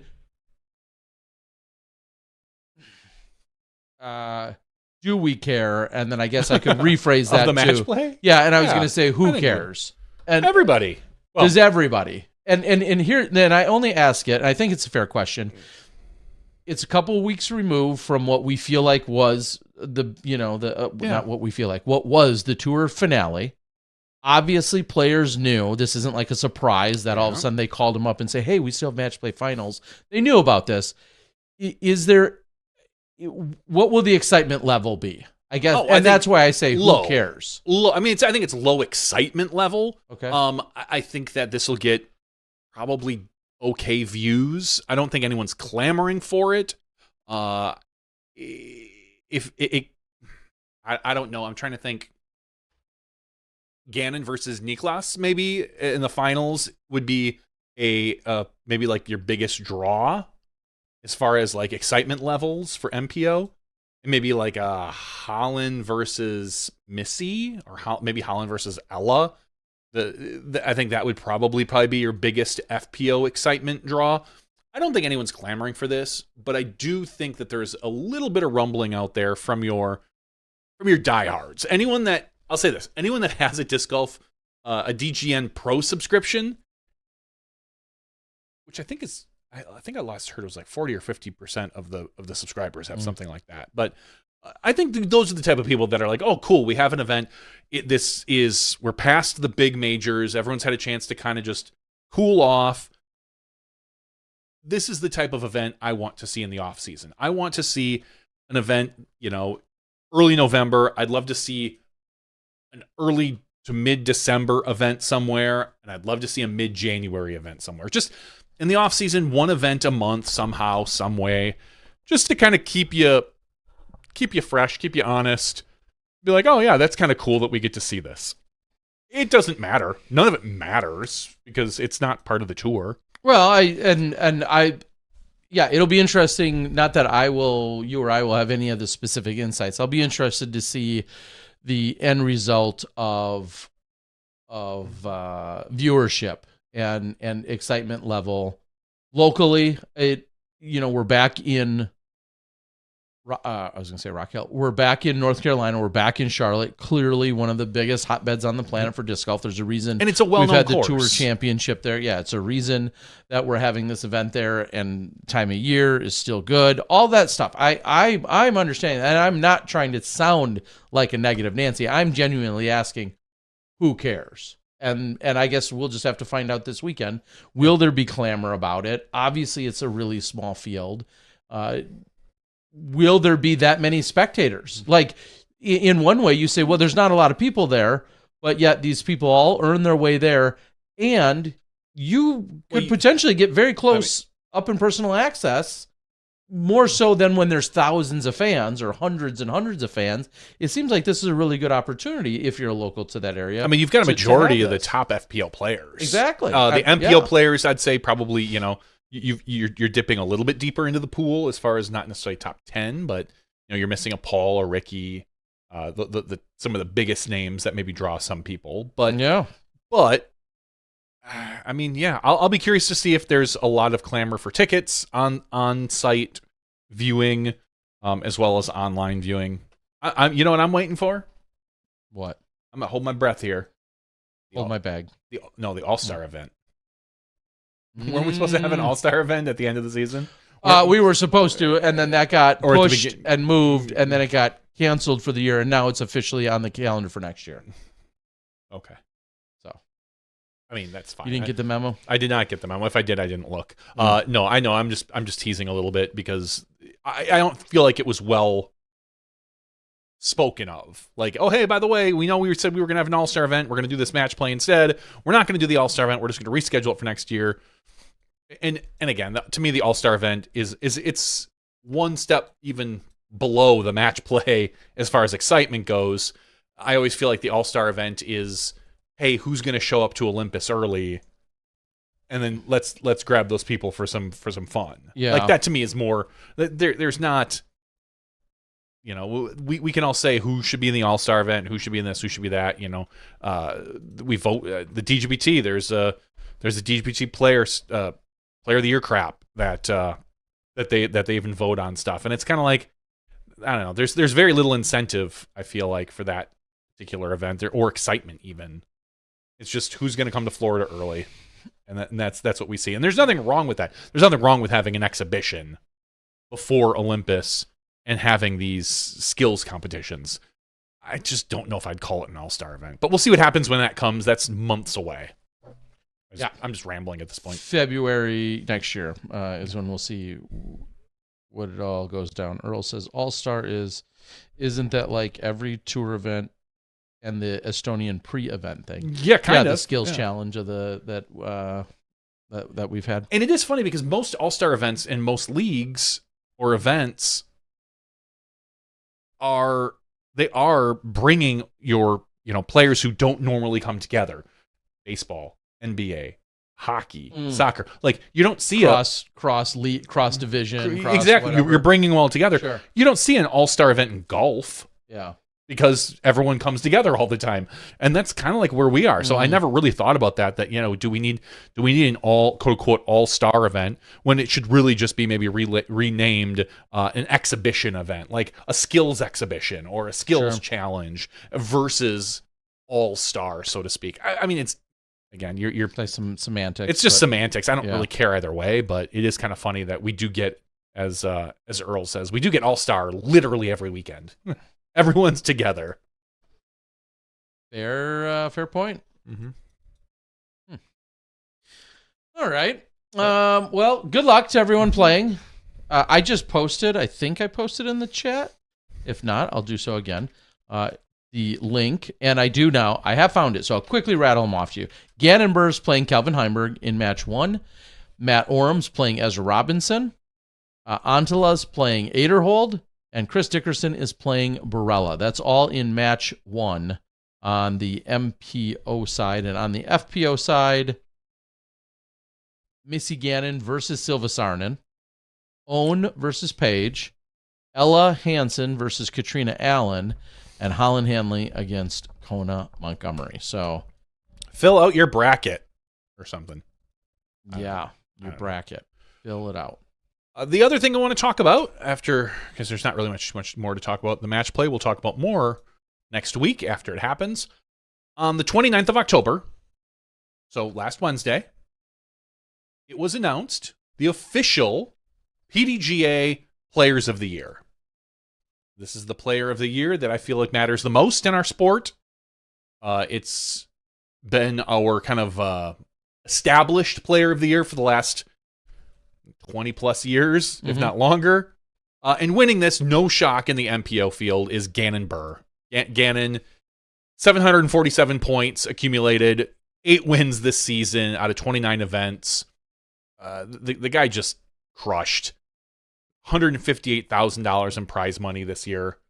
And the next closest person in points was at 466. So 747 versus 466 points. That is a beatdown of epic proportion on a long-term scale over Anthony Barella, who took home $90,000, won 2 events, had a good season. Yeah. But I have a feeling we're going to see this MPO Player of the Year continually go to Gannon for the next few years, assuming health. So I'm congratulations to Gannon Burr, your PDGA Player of the Year. And I didn't even vote on that one. Oh, you don't have to vote, Terry, because this is one that doesn't count like fan voting or any of that weird. Okay. Any of that weird other crap. The 2025 FPO Player of the Year. FPO Player of the Year award for the PDGA. Congratulations to Silva Saarinen. Silva won this. She had 648 points, 5 total wins this year out of 23 events, besting Holland Hanley by just under 30 points, 29 points. Holland had 6 wins, so 1 more win, 26 events, but the way the PDGA figures out these points, they obviously scale on your majors. So Silva winning these events, but then also finishing higher at the majors. The European Disc Golf Festival, she got 100 points for, which I think is 2nd place, right? No, that's where she won it. That's right. That's the one where she won it.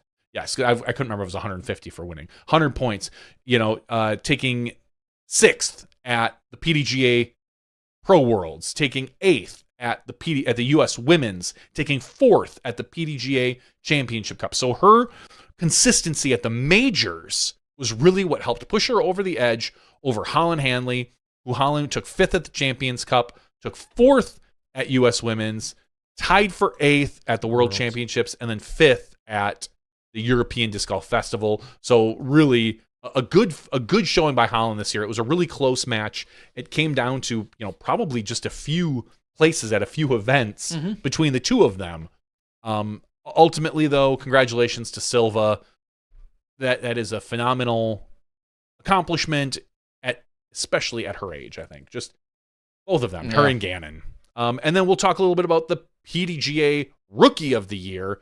I don't think this one is finalized yet. Yeah, there's still availability in theory to earn some points. Because these also include A tiers. Yeah. So there are still some A tiers that could happen. And right now, it's a pretty close matchup. I'm not going to lie. Right now, Landon Brooks is in first place over Logan Plake. So Landon has 2 wins out of 27 events, winning $7,054. Logan Plake has 6 wins out of 32 events, but is only at 86.5. So they're 3 points away from each other. So that is literally just, another A tier somewhere. Because I believe an A tier win is worth 15 points. Second place is worth 12, I believe.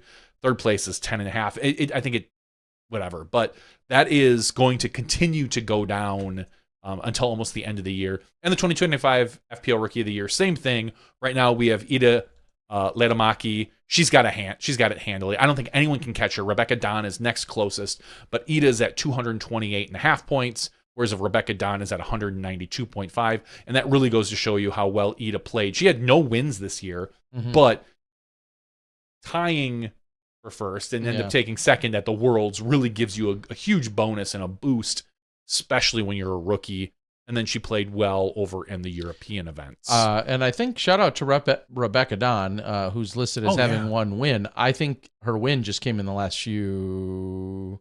Even listed on it's right here, the Aberdeen Glass Open. Oh, okay, that's where she got a win. A B tier. Yeah, I knew she had gotten a win somewhat recently. So anyway, congratulations to her. So that's still going on, but I think we can kind of call this one for Ida Letamaki. And then there are other those are your major awards from the PDGA. I think those are really the sports shining awards.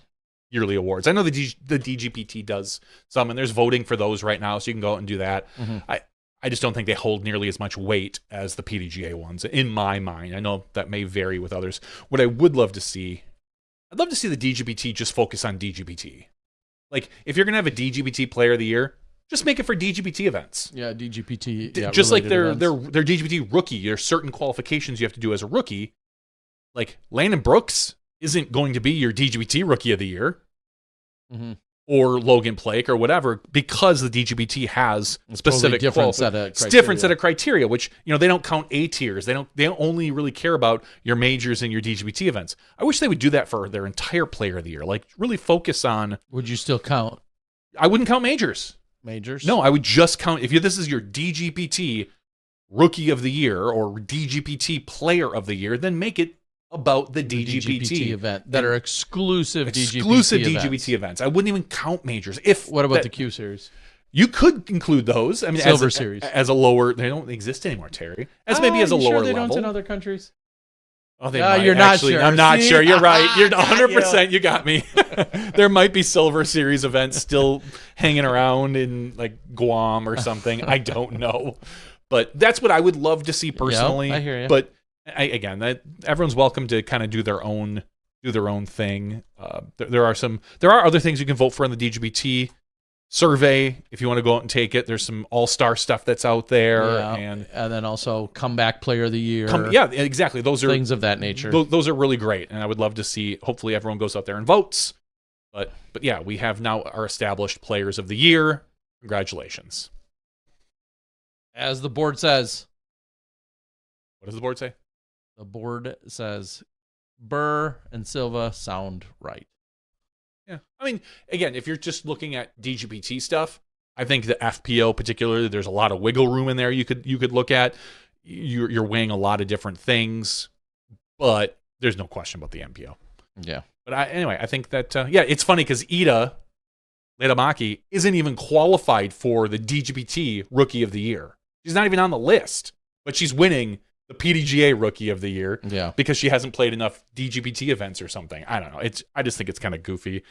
But whatever. Again, that's everybody's got their thing. I can't wait to announce the SmashBox Players of the Year. Yeah.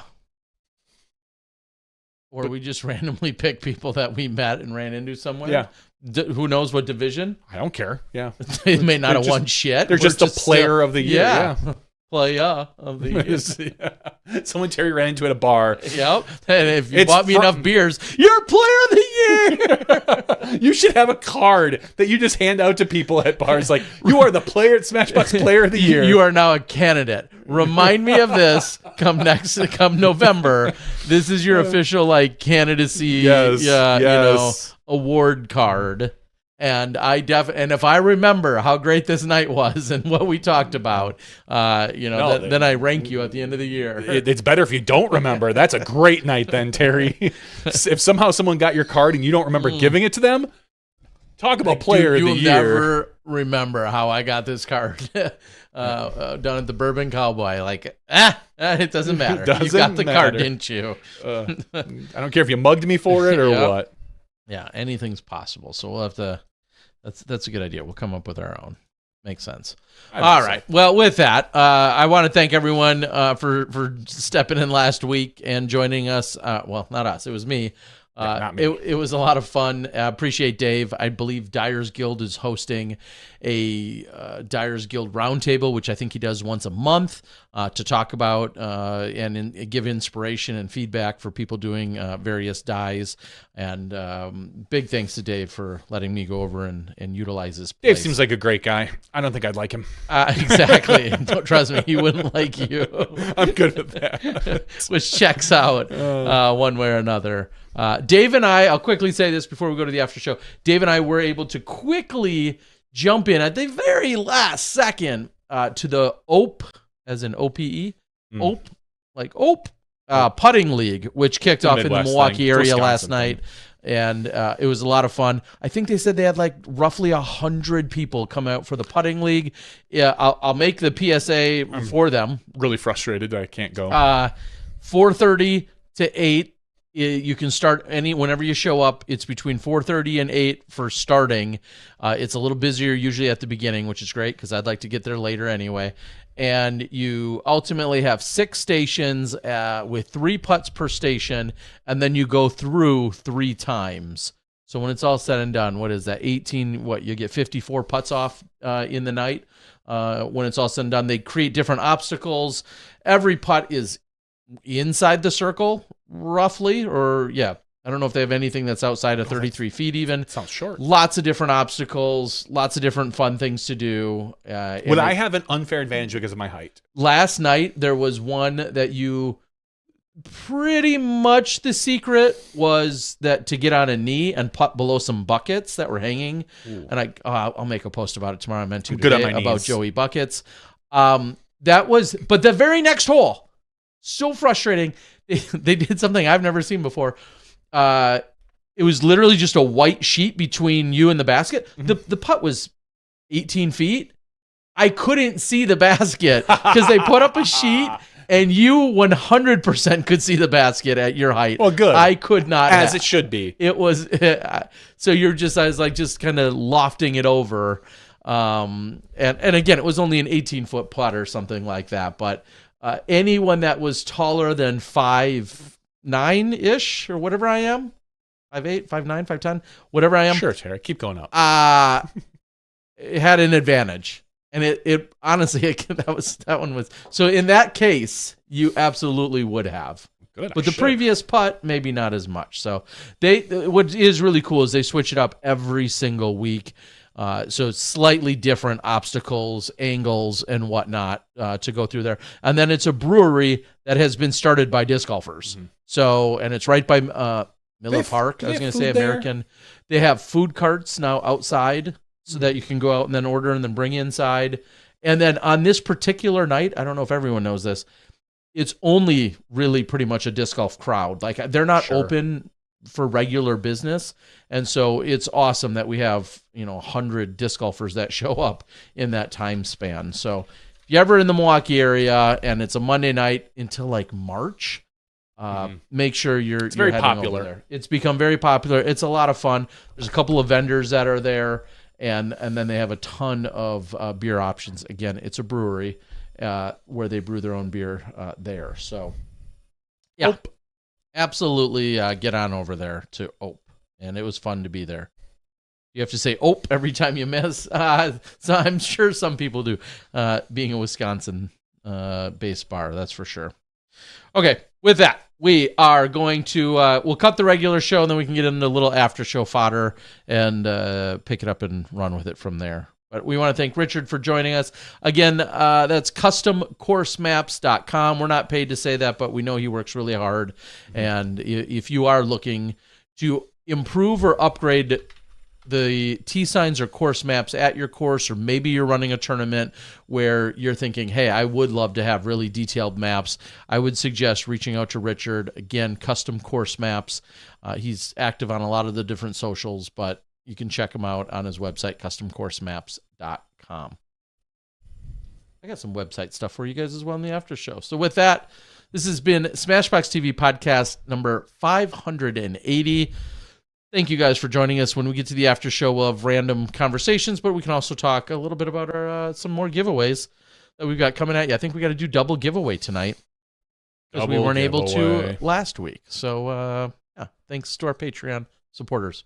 For Johnny V, I'm the Disc Golf Guy. That's 580. Take a quick break. When we come back, we'll have the after show. We'll see you then when you step inside the SmashBoxx. Thank you to our $2 and above patrons. Your name is listed below in the credits. If you are interested in being listed as a producer in the SmashBoxx TV credits and supporting this and other fine podcasts, please visit patreon.com/SmashBoxxTV.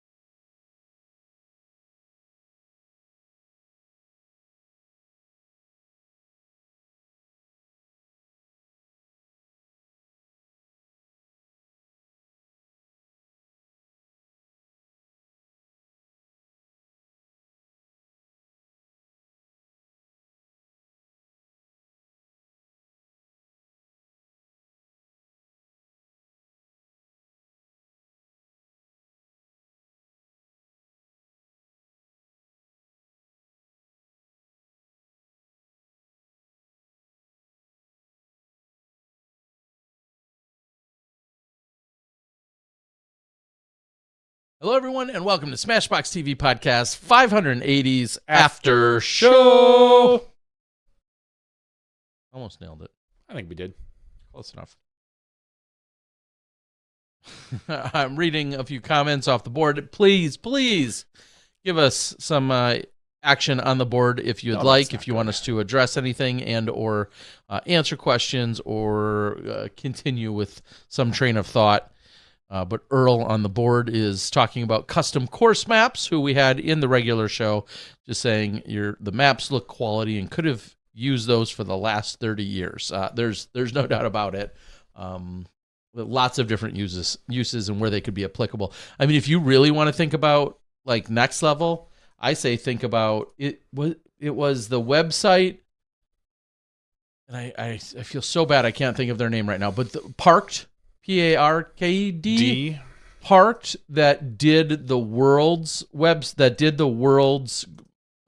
caddy guide, so to speak, and you could just click on a spot on a fairway on the website and it would tell you distance to the tee. Oh, I remember that. Like that I thought was really cool. Now yeah, to what point, how accurate? I don't know any of that stuff. I don't need to know it. But how accurate is it? We don't know. We don't care. I'm just saying, like, was it cool? Yeah. Was it within 5 or 10 feet? I don't know. I'm sure there's probably a whole lot of science and design and math and lots of great skills that are far beyond anything I'll ever dream of. But it was really cool to like literally be able to click on a spot on hole 7 to the left of a certain tree, and then it would just tell you what the distance was to the pin. When we were talking to Richard, my thought is, yes, you want as much information as possible. And at a certain point, I don't even think you can use it all. Right? Like, sure. I think it comes down to a personal, like we said. In a sense, it comes also down, though, to a personal style, even from a broadcast perspective, like, do people like it when especially me, I'll say as a play-by-play guy and the host, do you like it when I'm telling you, here we are at hole 5, this is playing as the second most difficult hole. It's averaging 0.76 over par. I feel like sometimes people, obviously, some people love that information. Some people I think it's great. Shut up, you're boring me with some of these details. I don't think anybody, now I'm going to say that in quotes because there's always one jerk off. I don't think anybody really complains that you're saying, this thing. Now, if you're telling me this is the 7th most difficult hole, where it's like in the middle, it's not. I think if you go top 3, bottom 3, those are the ones that most people care about. What if it's dead in the middle? It's like an average hole. No, this is the most average hole on the course. It's averaging 3. It's par. Now, if it was averaging exactly 3 after 109, then I think through? That's significant. I think that's a significant, strange this is stat. where we're splitting some hairs of but that's just weird. That's just weird number stuff. I think that top 3, bottom 3, this is the 3rd most difficult. Again, when you're getting to 4th, 5th, 6th, 7th, 8th, that's just who cares? Geez, great. This is the 10th most difficult hole. It's like a clump. Who cares? God, shut up, Miller. That. That's what a lot of people are saying. Yes. But in general, the outliers are what people care about. Okay. I'm going to read a few more things from the board, and then I've got an update from one of the long-winded stories I told last week. Okay. There is an oversaturation for everything, Course Map says. Earl asked, Terry, did you karaoke like Cat at USDGC? Absolutely not. And the story as it goes is I have karaoke'd twice in my life. One more than me. 2008 Japan Open. In one of the karaoke rooms at the tournament at the Toa Pura cottages that are designated for karaokeing, and lots of pros, lots of people, disc golf setting in Japan. 2008 Japan Open is the first time I ever karaoke'd. The second time I ever karaoke'd, 2010 Japan Open with me, with Johnny at the Toa Pure cottages, same location. 2 years later, first and last times I have karaoke'd. I vividly remember that night, the karaoke machine. That's more than me. Probably, yeah. No, I just remember this karaoke machine was in this room, and there's a karaoke book. Yep. The problem, they didn't match up? It's all in Japanese. The buttons, no one knew quite exactly how to work it. Everyone was, and it's dark. It's dark in that room. So everyone's kind of trying to guess how to work it, and you're you don't know whose song is kind of coming up next, and everyone's I think I just played No Doubt about a girl or whatever, or I'm just a girl, and then suddenly Elton John comes on, and you're I guess I screwed that one up. For the most part, we got it, but yes, there was a lot of I just remember getting so frustrated because there was a lot of confusion that night, and everybody thought they knew how to work the machine, but it was just one of those nights that there was a lot of drinking and a lot of fun and a little bit of chaos. Yeah, well, and what's really, and this is obviously very common in a number of places, but specifically at these cottages, so to speak, there's essentially just rooms, and this is very popular, at least throughout a lot of Southeast Asia that I've been to. Basically, you rent. Well, and a lot of times you're renting them, or it's all part of the overall experience. But you're going and getting a room that might, the ones at these cottages, that was that 15 by 10. Yeah, they were pretty small. Pretty small, and there might have been a dozen of them, or a half dozen of them, just all the way down a row. So there were different clumps of disc golfers that would be in one room, and then the next room was more disc golfers. It was all disc golfers. Yes, and everyone's just spread out through all these rooms, and then you're just kind of going back and forth. But there would be 6 or 8 or 10 of these rooms, and then a lot of time, at least some of the time I spent in Malaysia, not Singapore, Malaysia. And in Thailand and then in Japan and a few other places, that's very common. Like you go to a bar, so to speak, Sure. and they literally just have 20 karaoke rooms. And it's usually you and the crew that you came with, and then you get the room for an hour or 2 hours or whatever it's going to be.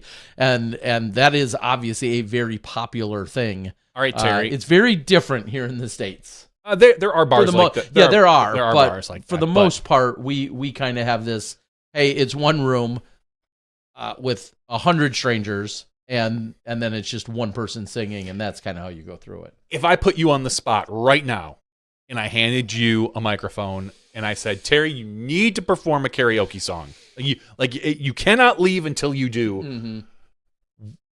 First of all, what song do you pick? And second of all, does the song change if you're in front of a bunch of people you know, like disc golfers, versus a group of strangers? In this case, for the most part, no. The song wouldn't change, and I would lean into something with plenty of comfort that I also enjoy, and wouldn't really even need to look at the words at the words. And I would think I would lean into Ice Ice Baby from Vanilla Ice, which we did at or I would maybe go into a Young MC Bust a Move. Those are classics. Two, and they don't require real singing. Yeah, definitely. Yeah, it would. I do not. If it's not obvious, I do not have any kind of acoustic singing voice whatsoever, or any kind of skills. And when it comes to actual singing, so it's really a matter of the rap and or knowing the words to the song, than giving it any kind of elegance or beauty whatsoever. Now, I may belt out some Phil Collins when I'm in my car, and I would do that alone. Sure. Knowing I sound terrible, so I would never subject anyone to that. Even if I do like a Phil Collins. You don't subject your kids to that? They might get some of it a little bit. Yeah. I mean, I have to tell them the significance of a particular Jay-Z song or an MC Hammer or a TLC song that occasionally. Don't go chasing waterfalls, kids. Yeah, they're familiar. The fact that my oldest knows MC Hammer, you can't touch this. Like, it's raising a good kid. I'm doing all right. You're doing all right. Not much matters. I don't care about her National Honor Society or any of that. I care that she knows some MC Hammer and the significance of it.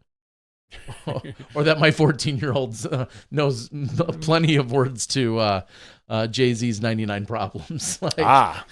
Maybe not such a good parent. Like, no. There's different levels of that, Terry. If you turn around and be like, my kid knows the whole Two Live Crew album, I'd be like, maybe not the best parent, my daughter, Terry. Of course, my daughter does. Yeah, my 14-year-old daughter knows the whole Two Live Crew album. I'd be like, maybe not. So, what would be your... If you had to perform, and same question, does it matter? No, I don't think it matters. But you're right. I'm going to lean towards a quote unquote song where I don't have to sing. I would maybe do, just because I know all the words. Don't say Piano Man. Oh God, no! That's like a singing song. Okay, maybe the song "Laid" by James. It's just super. It's really easy. There's no singing. I know all the words to it. There's a couple high notes I know I can't hit, but I could fake. That would be an easy one for me. Maybe or the one I'd probably go with if it weren't that one, because that one's easy. This one's a little tougher, but I know all the words, and you've seen me sing it multiple times. Stay by Lisa Loeb. Yeah. She's on my 90s at 9 on Sirius every day. Yeah, because I've sang that to multiple people in different bars as a woman, because I know I'd say 90% of the words, like right off the top of my head. And it's when it comes on, if it comes on, we're in the car or whatever, like my wife just shakes her head or she sings along with me. So we'll belt that bad boy What a out. blessed woman. Oh God, yeah. So lucky her.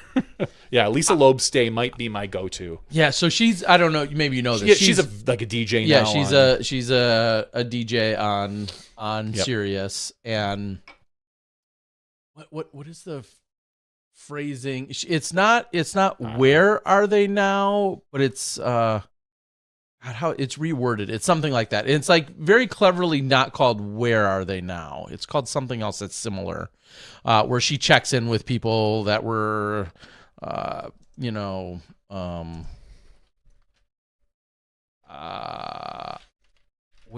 it's not Where Are They Now, though. It's something kind of like that. Hosting an XM show, blah, blah, blah, upcoming dates, yeah, she's still out there, like, occasionally playing. For sure. She did a whole kids album thing, just like Jewel, and yeah, it's, you know, where are it's gonna try 90s girl songs kind of thing. Yeah. Sorry. Artie says, JVD, you seem like an Alanis Morissette I was man. just gonna say, 100%. like, I could rattle off most of Jagged Little Pill Yep. right now. It was about a year ago. Maybe it was even less than that. My YouTube algorithms started feeding me Alanis Morissette songs. I must have listened to something 90s, and I just got hooked into like a bunch of her live performances, and she is so phenomenal. Like, just my wife, I'm a little jealous because my wife went to go see her like 2 years ago with Garbage, and she was just telling me how great it was. And I didn't get tickets because my wife was given tickets to that, so she went with a friend of hers. But yeah, Alanis Morissette would rock. I could totally see doing some Jagged Little Pill songs. Yeah, name one and I'll start rattling it off. So I could do that. Okay, I guess I was dead wrong real quick. I'll get back to Alanis in a second. Yeah, it is Where Are They Now? I thought she like cleverly reworded it to be like that idea, but like for some reason used slightly different words to get at that same concept. But yeah, she does do that as well. Yeah, and I will double down on, Alanis Morissette came out right in the height of our music days, like the 94, 95, 96 time frame, right as we're like juniors, seniors. She was obviously the hottest artist, female artist. Jagged Little Pill was like the biggest selling album of like that year, if not. And I watched the documentary, I think it was Netflix. I must have downloaded it. I think I watched it on the way back from somewhere international in the last year or so, and it was a great documentary. I haven't watched it. Yeah, it was really good. I wonder if my wife has watched if it. you were at all within that time frame and you know, a fan whatsoever, it was a really good documentary. Spoiler alert. It's a lot of like what you'd expect in the music industry, especially with a female artist. It was a lot of that, of people trying to take advantage of her.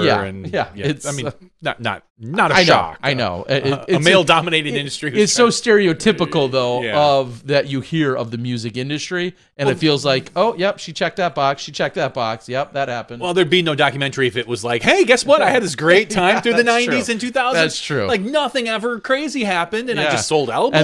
And there were no drugs and no tour buses it was just and nothing. So much fun. That's a good point. Yeah, there would have been no documentary. They wouldn't have bothered. Like, oh, you're pretty boring. So. Yeah. Go ahead in the chat. Go ahead and throw in, like, if you're forced to do a karaoke song, you get one song. What are you doing? Joe. I was trying to think, like, what would be Joan Osborne taught me how to play poker. Wow, Aaron, I think one of these nights we're gonna have you on. It might have to be after show fodder. That's an after show. Obviously, in talking to you, I know you have some pretty crazy stories. And he says, I worked for the Counting Crows, and she was having her around the studio late night. I was the chef. Because Aaron is a chef, as we know. Yep. Whiskey and poker late nights. Yeah. That's kind of crazy. That's pretty cool stuff. Maybe it needs to be safe for when you get here. But you lived with Prince, or were a chef for Prince for a while, or on the tour with him. Wow. Something of that nature, right? I could rattle out some Counting Crow songs. It wouldn't be good because that's like kind of real singing, even though Adam Durst's voice is kind of unique. I think you could kind of fake some of it, but I do know most of the words to August and everything, you know. Okay. Yes, Prince. Yeah, exactly. Never mind. So my screen is a little bit behind, so suddenly it went to the credits here, and wow, that really rolled us off here. I panicked. Yeah, they played us right off the air. Custom Maps earlier said karaoke is a different art, and it is. But that leads me to something else I was thinking, which was James Corden doing the carpool karaoke. Not only I think was a massive shot in the arm for that show and for him. Oh, sure. I thoroughly enjoyed it. Obviously, there was a lot of fakeness to it in terms of driving around and everything else. Like some of it that was fake and some of it was real in terms of what they were doing. But I just thought it was such a unique way, and I've always given credit to the idea of like, hey, here's a different and similarly, like someone referenced earlier, Hot Wings or not Hot Wings, hot whatever. Where they're eating the hot wings and doing it. What's the name of the show? Shots. Hot. Oh my God. Now I feel stupid. I've never watched an episode. I know have. what they are clearly, but yeah, I've never. Just clever ways to go about doing, what are usually boring interviews rather than just two people sitting in a chair. Yeah. All right, I have a question, like a random question. Uh-oh. Because I was just thinking, like, when someone was talking about Alanis Morissette and my YouTube recommendations, lately my recommendations have all been Chris Cornell. Like acoustic stuff, him just singing, Hot Ones, phenomenal stuff. If you open up YouTube right now, what is the strangest thing that's on your coming up on your homepage? You think, like the recommendation, something that you. None of mine would be strange. No, what's YouTube trying to push on you right now? Oh well, it would be a little bit of politics, and it would be a little bit of disc golf. There would be nothing, and then there's my guiltiest pleasure. All right, stand-up comedy and magicians. No, there might be a touch of those. The thing that would pop up that is probably the most out of the ordinary for me are like First Amendment auditors and and cops and people getting pulled over. Which those sometimes go hand in hand. So maybe I've talked about this in the past. Maybe I shouldn't. I don't know. I get far too invested in watching, and I swear to you, it's on both sides of the coin. I get far too invested in watching a few people that largely walk around in public places with cameras filming, and they're getting reactions. And sometimes those reactions are absolutely spot on and accurate or whatever. And sometimes they are dead effing wrong, depending on who it might be. And there are police officers that handle it perfectly and accurately according to the law. And there are largely, it feels like, more police officers and Joe Public that don't handle it correctly according to the laws. And I get far too invested in watching a lot of that, and I shouldn't. It is. I don't know why, and I'll say this: I have learned a lot. Because how many people do you are like? Oh, you can't do that. You can't film this. You can't do blah blah blah blah blah. It's been very educational. Especially as a guy who I guess works the camera, even though I don't go about these angles. It's been very educational to learn what you're legally allowed to do and where you're allowed to do it. And it is really funny because if you right now took your phone and just stood outside of a bank, like on the sidewalk, and stood outside of a bank and just stood there and filmed that bank, I guarantee you cops will show up. Somebody from the bank will probably come out, and then cops will show up, and then you will likely get harassed. And yet you have every legal right to just stand there and film this bank. But the amount of people that will react to it, and I know some will say, well, they're antagonizing and they're trying to do it, but I do find it humorous how many people lose their shit over this, yet everywhere we go, every day, there are more and more cameras that are filming us without you even knowing about it. Oh, God, there's... Right? Like everywhere you go. The amount of times you walk into a public space and you'll be somewhere and they'll say, oh, you can't film here. And they'll be like, oh, you mean like those cameras that are all filming us right now? But you showing up with your cell phone like freaks people out. Mm-hmm. Like go into your local town hall, into just the or your police department, into the foyer in the main meeting lobby, or to your post office. Wow. And somebody's going to address you and say you can't be filming there. Meanwhile, there's like 10 other cameras all filming your interaction with that person in the first place. It's really interesting. And then this goes hand in hand also with a lot of police interactions. And as someone who was pulled over not long ago, just seeing some of the tactics that police officers use and asking, well, where were you going? What are you trying to do? Can you roll down the window? He literally asked me the other night, can you roll down the window? And it was down 3 or 4 inches. And I'm like, no, that's good. And he's like, and he goes, I can't hear you. I said, I have a hearing problem and I can hear you fine. Like, I push back, and normally I don't. Wow. I don't recommend this, but I pushed back. I was a little feisty. And you got the ticket, didn't you? I did not get a ticket. Oh. I ended up getting pulled out of the car and searched. Whoa! I don't think I heard this, Terry. I gotta probably go. I can FOIA request it because it was on their body camera footage. Now they searched me. They charge you for that. They can't. They're not supposed to. No, I think they can. Oh, anyway, he was talking to me in my passenger side window. So let me set it up. Okay, so he was in the passenger side. You were clearly on the driver's side. I'm in the driver's side, but he came up on the sidewalk side, we'll say, and came up on the which is fine. He's out of traffic. Yeah, right. Safe. I get that. Yeah, safety. I rolled down my window, just like it was. I didn't roll it down. I pressed the button, and it went down about 3 inches. It's your car from 1988. How's it going tonight, or whatever he said. Great. I'm trying to remember all the questions, but one of which was, you got any weapons in the car? I'm like, no, man, I don't. Define weapon. Like, I got some frisbees, I got some guns. No. And like if someone threw it at your head, sure, that could be considered a weapon. And I said, no. And where are you coming from? None of your business. That's kind of what I said. Yeah. I was like, and I get it. They're trying to either trip you up and or determine, either listen to your speech, look at your eyes, try and smell alcohol. I get it. I understand that's what they're doing. But as some YouTuber says, they go on a fishing expedition, trying to ask you questions, and I get it. I understand that, and I do want police officers to keep us safe. So it's not meant as disrespect. But I was like, yeah. He says something or other. Anyway, he eventually says license, license and whatever. I say, I'm going to go in my glove box. You good with that? As he's got a flashlight. I open the glove box. All my air fresheners come pouring out because I just have a lot of air fresheners because I like to get them when I get my car washed. And I said, it's in here.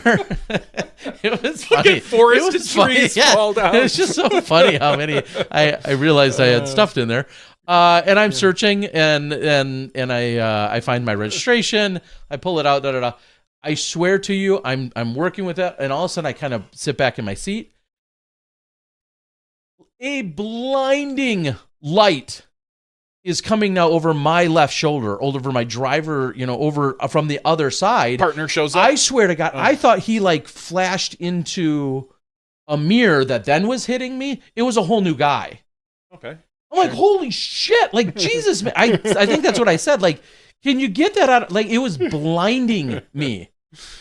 And I'm getting so worked up just thinking about this because I was like, dude, why? You're truly blinding me with this light. So anyway, I get all this stuff out, blah, blah, blah. He leaves. I go, I have to look for I thought I had it, but my insurance, which is up to date, is on my phone. I'll have to look it up. I thought I literally did just print out a card and put it in my glove box, but I couldn't find it. I have one on my phone. I don't have a card. Exactly, but I thought I did because I sent one to my daughter and I said, print this out, put it in the glove box of her car. So anyway, I do this. I'm searching. Of course, I got to log in. Send 2-factor authentication. All this stupid shit you're dealing with. And then I'm getting kind of more worked up because I'm 100% sober. Yeah. And at one point he said, I said something like, "What? Why are you?" I think I said, "Why? What's the whole reason?" Well, the last 2 lights you pulled up onto the white line, like the crosswalk. You pulled too far ahead. I'm like, dude, I'm 100% sober. Whatever. If you want to give me a ticket, great. I'm 100% sober here. And so the other guy's waiting. And what time is this at? It was roughly bar time ish. It was late. Yeah, totally. So there's no one. So there's no one out on the street, and you're pulling up a little too far in a crosswalk. Yeah. That's they're clearly fishing for a drunk driver. Yeah. Again, get it. I understand that, and then you look for any infraction. You got the infraction, and then you can maybe get me from there. But I had not had a single drink. And so one or both of them go back to the car. They're taking a long time. I'm like, I'm probably getting a stupid ticket because I'm being a little bit cocky. And then he comes back and he says, Terry or sir, or whatever he said, can you step out of the car? I'm like, no, I'm good. He's like, no, can you step out of the car? I said, no, why? What is going on? All I'm thinking is, what in the world hit? And I think I even said at that point, I have an impeccable driving record. I like to get a lot of warnings, apparently, verbal or otherwise. I have an impeccable driving record. I'm like, what is the problem? I'm thinking, like, what hit? Like, what hit on my, my register, my license? Like, something. It must be a mistake, is what I'm thinking. Is a cocky a-hole. Some other cop put in your notes. Didn't ticket, but is a cocky a-hole. Yes, fair. Guilty as charged. So sure enough, I'm like, fine, whatever. I'm like, now I'm getting really pissed.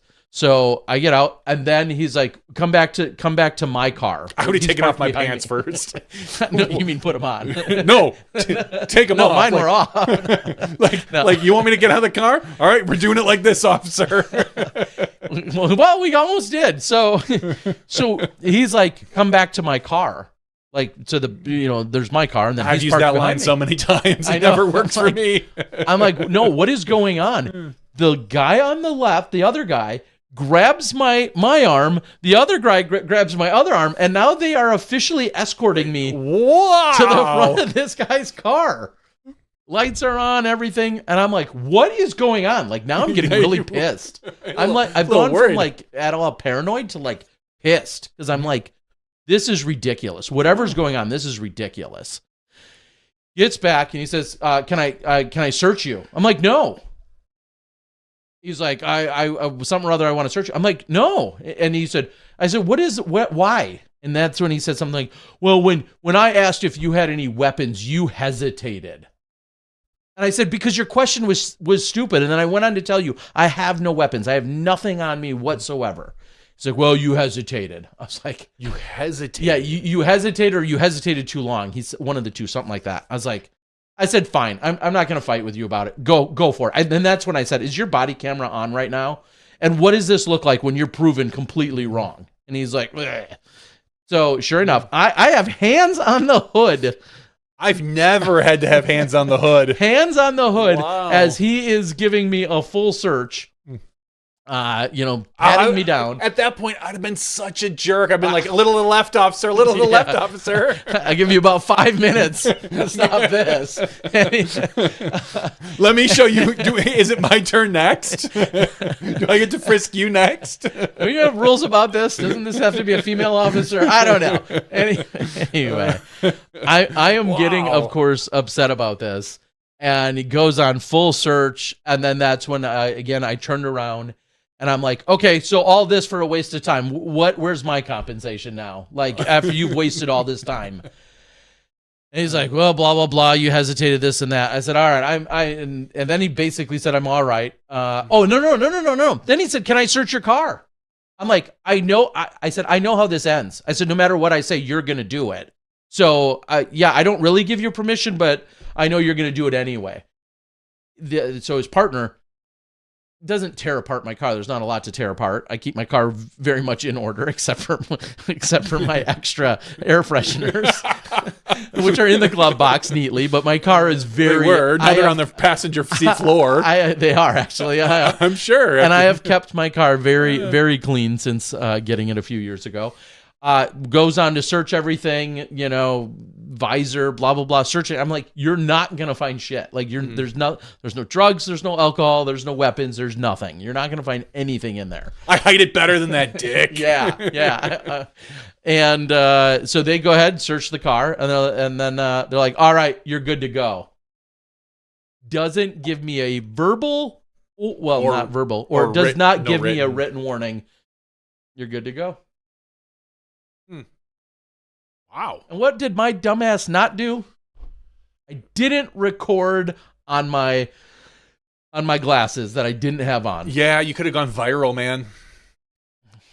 Now I can start my own YouTube channel because these are the channels I watch. These are the interactions I sit and watch. And all I kept thinking is like, I could have been recording. You had the glasses on the whole time? I didn't. No. Because I was wondering, like, once you said that, I wonder now if these guys know about glasses and they'd be like, "Sir, I want you to take off your glasses." But you I mean, again, Sure, they depending can. on the They can do whatever they want. I'm saying depending on the laws, depending on the city, states, blah blah blah. You have the right to record. One of the biggest challenges with recording these police interactions is once you're pulled out of your car and your phone is either mounted or is sitting somewhere, like having a hand on a phone, because then they want both hands because they're doing something. Yep. Like that's like the easiest way, I think, for them to get around a good recording is like, hey, we need to either cuff you or detain you. And then but if you're wearing the glasses and they're voice activated, and I can just say, hey, Meta, start recording, which is all you need to do to record with your glasses. And then it, by default, records for the next 3 minutes. And so I could just have started it back up once the recording was done. This took more than 3 minutes. Oh, yeah. So you're wearing them. Sure, they might be, and they're blinking in theory. Sure, I mean, you can legally be wearing them, and they, in theory, should not be taking off your glasses, even if they are, because they don't know they're not prescription. Correct. So in theory, unless I'm posing harm out of that, they should not, even if they know they're recordable. There's a lot of shoulds here, Terry. I know. And legally, you have the right to record police interactions. Anyway, so I guess I'll request the body cam footage. And by law, within X amount of days, they have to provide it. Yeah, I think again, It's a FOIA. I think in Wisconsin they can charge you for that. Maybe a couple bucks. No, I think it's like significant. Really? Because they have to like dig it all up. I believe they passed a law, and maybe it was just proposed that because so many people were requesting their officer interactions, because there are times that the police cannot be the most friendliest of people, depending on who you are. That obviously they're trying to make it difficult, and news organizations who are just requesting tons of it, they're trying to again charge for some of that FOIA stuff. But I kind of want to look it up. I'd be just curious to see what it looks like. I'm quickly doing a Google for that particular county. The records division is responsible. How you can submit it. Patrol. These records include but aren't limited to incident reports, accident reports, citations, and internal documents. maybe it's Milwaukee County that's charging or something. It very well could be. Requests are accepted in person and via phone and mail and email. Okay. Cost 25 cents per copy of page copied. Cost of a DVD or CD is $10. Sheriff here's a DVD. Good luck. Yeah, but we sell DVD players for $200. So good luck. Do you want the director's cut too? With the part where you were a real dick. The part where we muted stuff. Anyway. Yeah. I don't know how we got on this. So those are the things that. Now I will admit, and I told my kids this. We all know, and I'm gonna say it more often than not. Being polite and or being white in many counties and situations, fair or not, certainly not fair, is going to be to your advantage. Of course. And I am usually over the top, beyond polite and what's the word? But you compliant. You woke up and chose violence. This time I did, and I felt a little too emboldened by some of these internet videos I watched. Sure, because I'll tell you, I'm not an idiot, and the next time I'm in that city or town, and let's just say I am doing 2 miles an hour over or 6 miles an hour over, and I have that same cop and that same when I am very much still in the wrong. Yeah, I don't want it to not fall in my favor. So I understand that kill them with kindness, be polite and compliant is, in the long term, probably a much smarter thing to do. The only time a cop has ever asked me to get out of a car, I was 19, I think. So we're talking, 5 years ago. Right. We're square in 5 years ago, maybe. 20 years ago. And I was coming back from a party. I had a passenger who was drunk, and we were in Appleton and over by the Valley Fair Mall, and I had to pull over because he was going to puke. And as I pulled over and he's puking out the car door, he was of age. I was driving him home as being a good Samaritan. Responsible DD. I was responsible. The cop as I pull up, he opens the door. The blue and reds come on behind me, and the officer comes up. And I was kind of like you at the time. I was a little more emboldened because I knew I was in the right. I guess I never thought about like, was I allowed to pull over there? But I wasn't about to have him puke in my car. And the cop came up and did the whole thing, and I remember being just a little bit cocky with him, just because I knew I was stone cold sober, and it was again 2 a.m. or whatever. We were coming back from a party, and just I got I told him, no, officer, I'm told I have not had a single drink tonight. My friend here though clearly has had too much, and the cop had me get out and just do a quick like field sobriety test, like fingers to the nose, walk a line, and then at that point he was like, okay, you can go and get this guy home. And I'm like, thank you, officer. I was a little cocky because I knew I was in the right, and I was doing the good thing. Like, I was smart, responsible. I was thing. driving someone These were home. Pre-Uber God, decades. yeah, these were decades ago, pre-Uber. Mm-hmm. But still, yeah. I don't know. I do not recommend my route, but there's also sometimes a little like, I felt a little too, bless you, emboldened and cocky, knowing that it was all silly that I was being pulled over, and I get it. They're also trying to protect. My brother was a police chief. Is he still a police chief? No, he's now retired. Wow. Yeah, must be nice. What did he is ever that do? old? Yeah, he's. I suppose public servant. You can probably retire when you're like 52 or something. Yeah, he retired maybe? Like 2 years ago. Okay. And he graduated in what, 1988? So he's roughly 8 years older than us. Okay, so he's graduated 55. So yeah, he probably graduated. Yeah, somewhere around them. Yeah. So anyway, yeah, I'm not really trying to cause trouble, but I also like there's a line of being harassed, and I will say, and I don't care who thinks what of this, I thought of how mad and frustrated I was for being essentially completely innocent and then being up against this cop car being searched.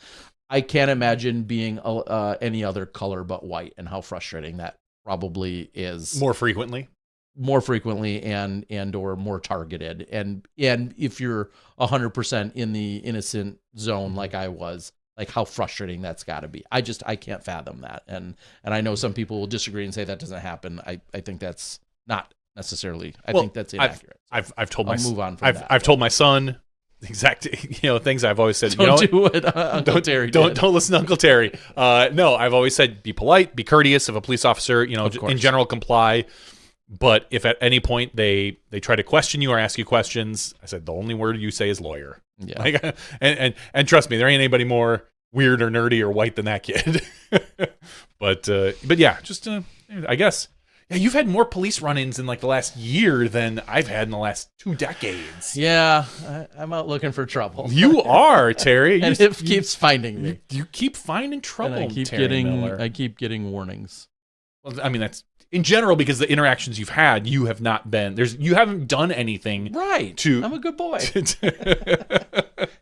You are, but somehow you find yourself in these positions. Just dumb luck, I guess. Trouble finds me. I don't find it. At some point, you have to look in the mirror and be like, what is it about me?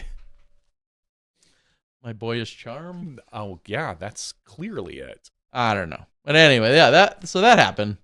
Stay safe out there, people. Don't get cocky with cops. No, don't do that. All right. Patreon.com/SmashBoxxTV, where you can give us money to do this silly podcast, and we can turn that into bail for Terry Miller. Let's just put it this way. We should start the bail fund now, because I feel like it's inevitable. How about this? We need to raise enough funds from Patreon to pay for your FOIA, to pay for your DVD, and then we'll stream the DVD. I would love. Oh God, that would be so great to show, like as a Smashbox extra. Yeah, like just here's the body cam footage of Terry Miller. Look at him. Is that on? Is that recording? Look at him. He's a jerk. Yeah, but he's in the right. I was so frustrated. You probably turned even redder than you normally are. Yeah, probably. Wow. Yeah. So if you want to help support our lawless actions, Terry's lawless actions, get us a DVD of Terry's encounter with the police officers. You can do that at patreon.com/SmashBoxxTV. Tonight, we have 100 people eligible for our giveaway. Remember, you can enter for free at smashbox.tv/weekly giveaways. You got to do it every week, or you can just become a Patreon supporter and you're automatically entered in. Terry, how are we going to decide what number to pull? I sorted them by first name this week. Well, we got two of them. Two of them to give away. Let's just go 1-2, baby. Okay, 1-2. Our very first number is 3. I'm just going to do them both right away. 3 and 4. Dang.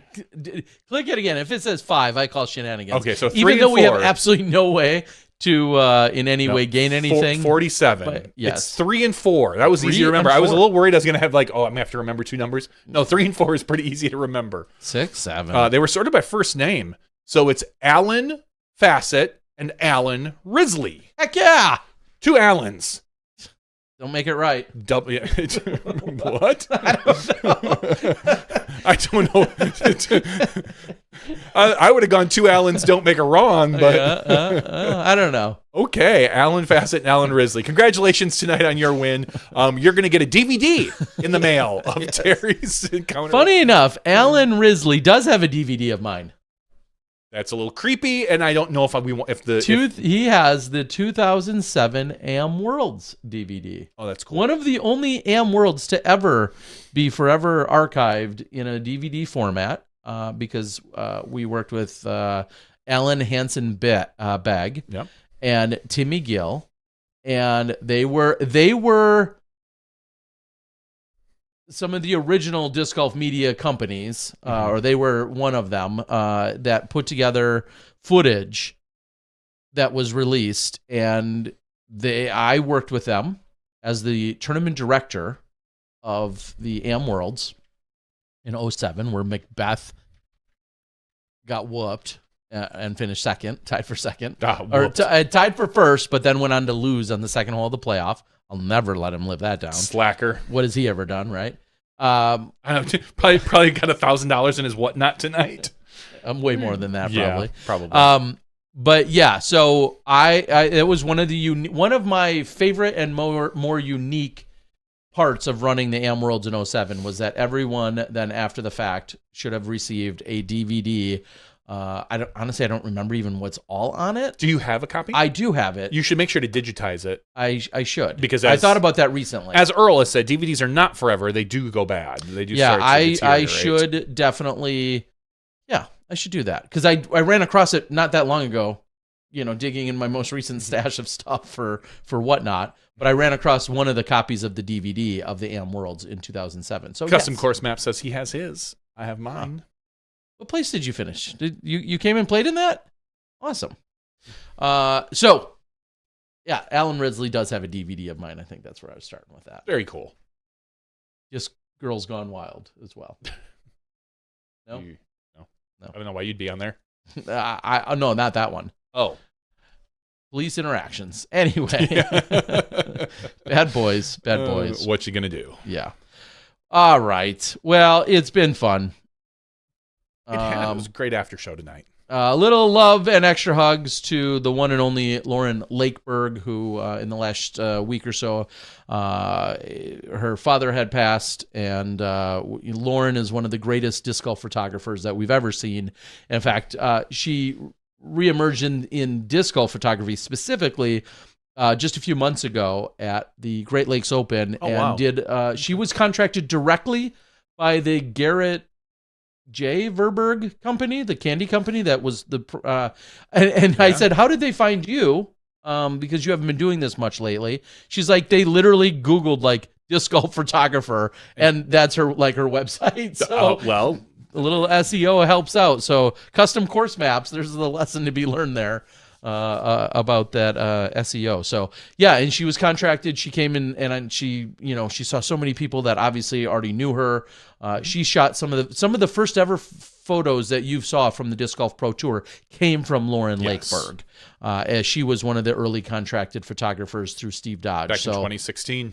Way back in the day, and then even years before that, she was doing incredible work. So, but hugs and love to Lauren Lakeberg and her family with the passing of her father in the last week. So, we love you, Lauren, and thanks for all the incredible work that you've done. And I know your dad went out and played disc golf with you and enjoyed disc golf himself. So, and I don't know for sure, but my guess is that some of those early Disc Golf Pro Tour trading cards are probably most of her photos. Yeah, that's a good point. I never put the two together, but they might have been. Yeah, those might have been. But I bet you some of them are her photography or a good portion of it. So, that's Lauren Lakeberg out of the Illinois. I was going to say Illinois area, but out of Illinois, one of the suburbs of the Chicagoland area. So. And Jim Van Lannen, yes, Alyssa, now Ayla, I should say, it was also one of the earliest photographers. It clearly did a lot of the photography, not just for the tour, but also for then ultimately some of the early trading cards as well. But I think, Johnny, I think you nailed it. Year one. I think so. Yeah. I'm guessing most, if not all, of the photos from the trading cards were actually ultimately from her camera as she was contracted to be at a number of events. If I had to guess, there might Dan, I wouldn't say, and a few others might have been involved, local route photography, but I'm guessing some of those, you're right, probably came from Lauren's camera as well. It's an educated guess. I don't know for sure. Yeah, you be smart like that sometimes. Meh. Every once in a while. Try to be smart once a week. Quick other update about my car too, for what it's worth. You told me about some tire issues. Second time in like a month, I've had an object in one of my new tires, and instead of it being a screw in my front passenger tire, this time I had a nail in my front passenger. Sorry, driver. Doesn't matter. Anyway, two different tires have now had either a screw or a nail. That got plugged today, so happy with that. I should stop putting those behind your tires. Yeah. When I pull out of your house, every time it's like, yeah, very strange. It could have been the spike strips they set up for me, actually. The police officer for spike strips. That'll be on the next episode of my pullover. You pull into the dealership. I got these weird holes in my tires. Not sure how it happened. You're awkward. Like, they look awfully large and kind of like, meh, awkward. Yeah, one way or another could be. All right, thank you guys for joining us tonight. Next week, kind of a special night. They're all special, but extra special. We are planning to have none other than Steve Dodge for what will be our 12th anniversary night. Yeah. Like on the night. 11th, I guess. He was our first guest? He was our first guest. He probably was our guest for podcast 100, if I had to guess, maybe. Probably. And or some other specials. He's been on a lot. He's been on, and he was our first ever guest on SmashBoxx TV. So next week, it seems fitting that on 11/11, which is our actual anniversary date, 11 years later, 11 years later, we'll be having Steve Dodge. Who knows who else next week, but Steve Dodge is a no-brainer. So we already got that one locked in. We'll figure it out. To having him. So for Johnny V, I'm the Disc Golf Guy. That's SmashBoxx TV podcast number 580's after show. Please send your bail money. We might need it. We'll see you next week. You step inside the Smashbox.